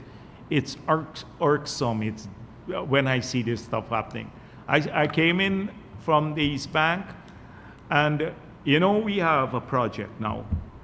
I see the heavy traffic there. This project is about almost 8 months old, to widen the road about 8 feet from around the stadium, all the way, just a little past the stadium, all the way to the airport, and resurface it. The road is in a bad shape because of the heavy pounding every day, a lot of vehicles coming down, the trucks and stuff. Whilst we are building parallel to that, the 4-lane highway, we're awarded contracts up to Garden of Eden now, and then we're going to soon award to get you to the Sioux Lake Highway. So I came there, I'm checking now, and I'm looking at how much of the work is done. I'm driving down, and I see about 100 meters of concrete drains, and very little else. And then I saw some work being done again in the area where, just the area where we were bypassing Diamond, the Grove area, that's always narrow and congested, and they're just digging up leisurely there in the middle of the day and morning, and thousands of people get disadvantaged. People have to, some engineers who believe that they're little gods. They go on the ground, they dig up everything. They just don't care about people utilizing these roads.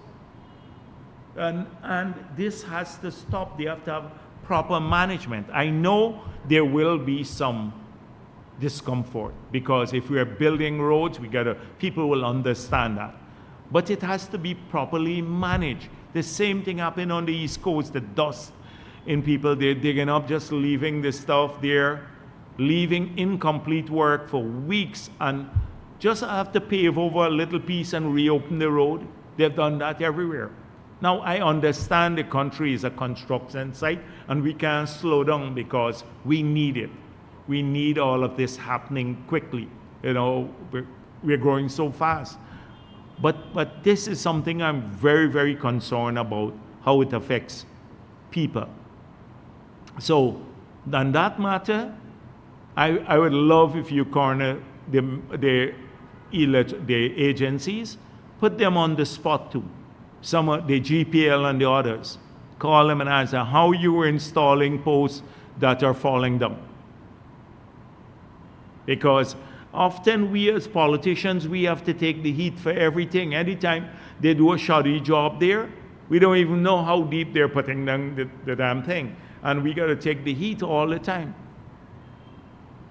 So I would love if people mount some heat on these technical people and put their faces to the people who approved it. And lastly, sir, there have been a lot of inquiries about when the 8% for public servants is going to be applied in 2025. All right, you're going to get your 8% Is here. it going to be December, or could we expect it before? Well, I hope it's before the elections as General Secretary of the party. I don't want you to wait until December. But what we haven't decided as yet, that as General Secretary, I'm hoping you get an early payout because that's agreed. So, is there anything? Good afternoon, Dr. Jagdeo. Mikhail Rodriguez for the Daybreak News. 3 questions. Earlier today, the Guyana Revenue Authority issued a statement following up to a social media post from T. Mohammed's in relation to T. Mohammed's posting about taxes paid and it not being factual. Will the government be looking at GRA now in light of the fact that GRA has shown that some amount of taxes were paid short, some $300 million, and how is the government going to be looking at GRA now to be dealing with these issues? Yeah, you said you had 3 questions? You want to go on? Oh, secondly, does the government have any worry as a result of its inactions to address the Mohammeds who are sanctioned but are moving around the country freely? Does the government have any worry that its supporters are assuming that this is sanctioned by the PPP, since the Mohammeds would have had a fairly good relationship with the PPP in the past? Is your government worried that your inaction to address the Mohammeds and their sanctions publicly gives a message of, you know, maybe he's acting on behalf of the government? Yeah, and the 3rd question. And has your budget been able to create a favorable environment for all media houses as it relates to ads and the positioning of ads with all media houses?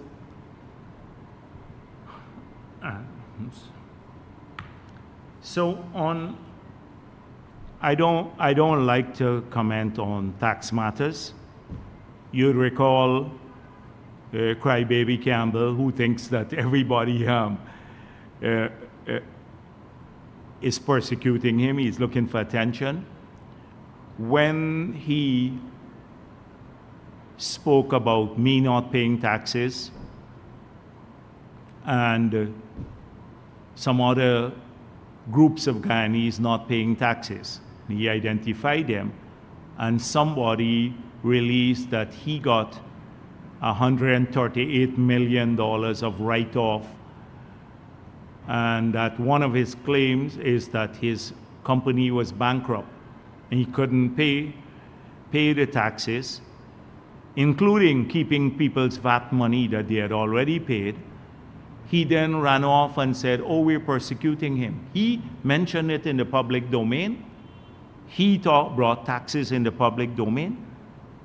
The document surfaced, and then he complained that he's being persecuted. So the same thing here. I looked at the post as Rudin Mohammed, because I don't think Team Mohammed or whatever that is owes taxes. It's an individual who made that post, and he put in the post a number of vehicles and how much taxes he paid. So clearly,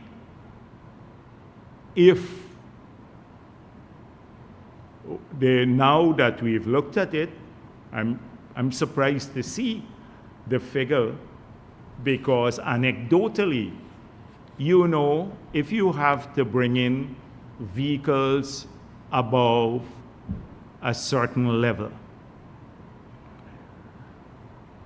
Considered luxury vehicles in Guyana with high cylinder capacity. The combined taxes are about 2.5 times the declared value of a vehicle. So if one of the vehicles costs $700,000 US, then you have to multiply that by 2.5 to come up with what the taxes would be.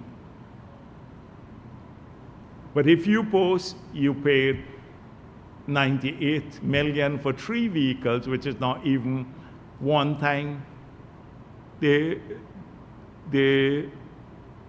acquisition cost. So he did this in an unsolicited manner. So I hope that now that the GRA has dealt with it, that there is no claim that there is persecution.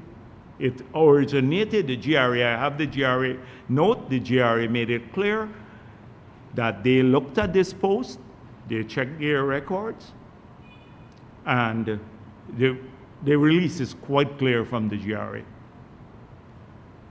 So I hope that when people talk publicly about their tax matters, they know that there is a GRA that's looking on. And the GRA has even spoken about whistleblowers, that there's a reward for whistleblowers. Not that we have a police state, but you don't mess with the tax authorities. You don't mess with tax authorities. They are not. We didn't know that Terence Campbell got 138 million of write-off. It took place under us because the law authorizes the GRA to do that. We discovered it when the document came in the public domain. So I hope that there's no claim of persecution like Crybaby Campbell. And they come up with these things, and then when they get rebutted, they go off and sulk in the corner and like crybabies. So. In addition to producing evidence that participated in tax fraud, obviously GRA will have some part in it. How is the government going to be looking at Well, we're going to look for an explanation from GRA. I saw it surfaced, and a number of people been raising this in the public domain, so I think it got to the GRA's attention. But anecdotally, everybody knows what I just explained, that if we focus on reducing taxes for the smaller vehicles, a lot of those have been reduced because more people can afford those. So the view was that if you could afford a luxury vehicle, by all means buy it. It's your money, you buy whatever you want. Once you pay your taxes, you can drive whatever you want. It's a free country. Free country, and you can do it, but pay your appropriate taxes. We focus a lot on the lower end where we remove a lot of the taxes or lessen the taxes because we want more people to afford vehicles there. Like, young professionals and the others can't afford a multi-million-dollar vehicle like US dollar vehicle. So that's it. So the right of every Guyanese to own whatever they want should not be questioned. You just have to pay the right taxes. Now, we have made it clear the US government has issued sanctions on the Mohammeds, and they said that the banks and anybody who is associated with them run the risk of facing sanctions too. And I'm aware that a lot of people have had their visas withdrawn because of association. So large and fairly large numbers of people. So that's a fact. But we don't run a police state, and the Mohammeds are entitled to due process too.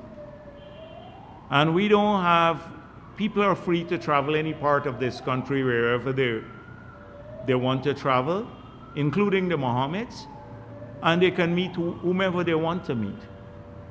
That is their constitutional right, and the PPP will not infringe on it, on their right to do so just to prove a point politically. They will protect people's rights. Whether people choose to associate with them or not, that's a different matter, but they should have a right to move freely and to associate with whomever they wish. Politically, we now worry. We see pictures surfacing and stuff like that, and I will deal with that at the appropriate time. But it's not, we're not going to infringe on people's right. I think a lot of the banks and the others have voluntarily cut their business dealings with the Mohammeds because they're afraid of US sanctions, and because that was very explicit in the report. So, so that's the position there. On the budget, I expect Minister McCoy, you to have that conversation with Minister McCoy. He's right there at the back, because we need to implement the policy now to get an arrangement where the social media outfits that have large reach should get more ads. They should get more ads. They reach more of our people, and they should get more of the ads than some of the newspapers that don't have any reach. And really, they distort stuff. I look at the Kaichor News. We practically, you're absolutely right. I didn't check it a long time. I was checking some of these things today, and the paper is filled with government ads. And then in the TIGI report, they said, oh, they've been attacked on journalists. I don't know what attacks. They left it like that, like this government beating up journalists or something like that. In fact, every week the journalists attack me from Kaichor News. I should complain too, the attacks that I'm getting. But I agree with you. We should have more ads going to the social media outfits now, those who have big online presence. Thank you. Sir, yes, please. Sir, your concerns about poor management of infrastructure projects has gained some mixed reactions. Some are saying it's merely an election gimmick and that it reflects that your government is incompetent. What do you have to say about this? Yeah, because unpredictably that will come from the opposition. Let me tell you what I said at the beginning. The scale of what we're doing, APNU wouldn't achieve in 100 years. In 100 years, to conceptualize and put these together. We, in the health sector alone, we have now 12 new hospitals being constructed, 6 that will be completed this year, several others rehabilitated. We have now practically completed maybe 90% of community roads when all were in disrepair in 4 years, in 4.5 years. That's a phenomenal amount of work. And had we not enlisted many small contractors and assisted them to move along, so we had to define the project, we had to get people to do the work, and to do that, we had to bring in new contractors and provide greater equity and balance and get more people from different ethnicities involved, so they all share the prosperity there. It's purely phenomenal. Remember, APNU is opposed to this. They said no money on don't spend money on infrastructure, don't use it all up. But we've done that too. So if you look at the gas to energy project is another one. We now have 400 bridges under construction across the country. 400 bridges, including the two big ones. When you look at the scale in the Amerindian communities, the schools, Sororo, Quebana, in Karasabay, all over the country, we will get, in some areas, shoddy work. But the bulk of it, 95%, are done well, and they're going to serve the people. So we are not going to self-flagellate, because some people, it's not an act of self-flagellation or because of election. We will criticize those that are not done. You notice, I didn't criticize the project.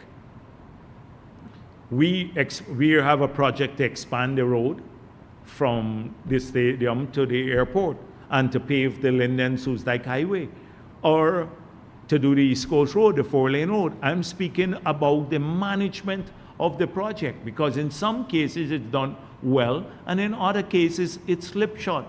And I'm not going to muzzle myself as General Secretary of this party too, because people come to me here, I'm Vice President, but also General Secretary of the party, because when they have a dust problem, they show up at Freedom House.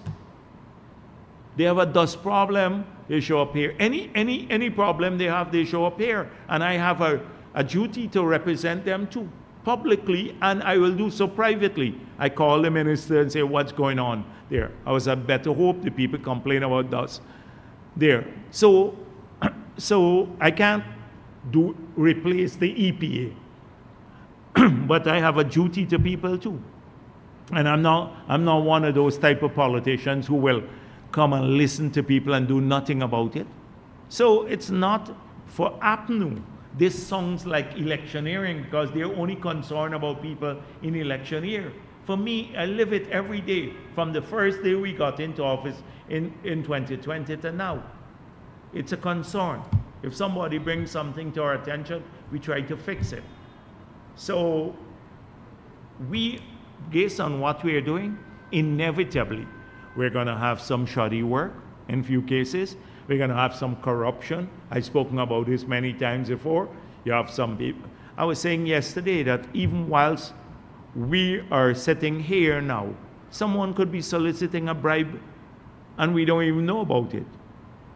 But do we stop everything because of that fear? APNU didn't do anything, and it was the most corrupt government. They didn't build many projects. The few that they built, 600 million missing from the Durban Park monument to their incompetence and corruption. So I don't have any apology, but we'll keep speaking about things that we see going wrong. Every week I do it. When I come down the road, I don't just sit in my vehicle. I passed Vicention Road, I saw a bus shed fall in the trench. And it's been there for like a week, nobody picking it up. So I called Public Works and said, why there's a bus shed in the trench? You have to get your engineers to fix it. So it's not like because I'm worried it would affect us politically. I just think it's bad management. You drive down the road, you should see things that are wrong. If there's a bridge and it's bad, it's not fixed properly, hundreds of people have to pass there every day. You have some engineers who will drive up and down, they're responsible for it, and don't feel anything, they don't care. But that's the nature of how we operate. Okay? Thank you very much.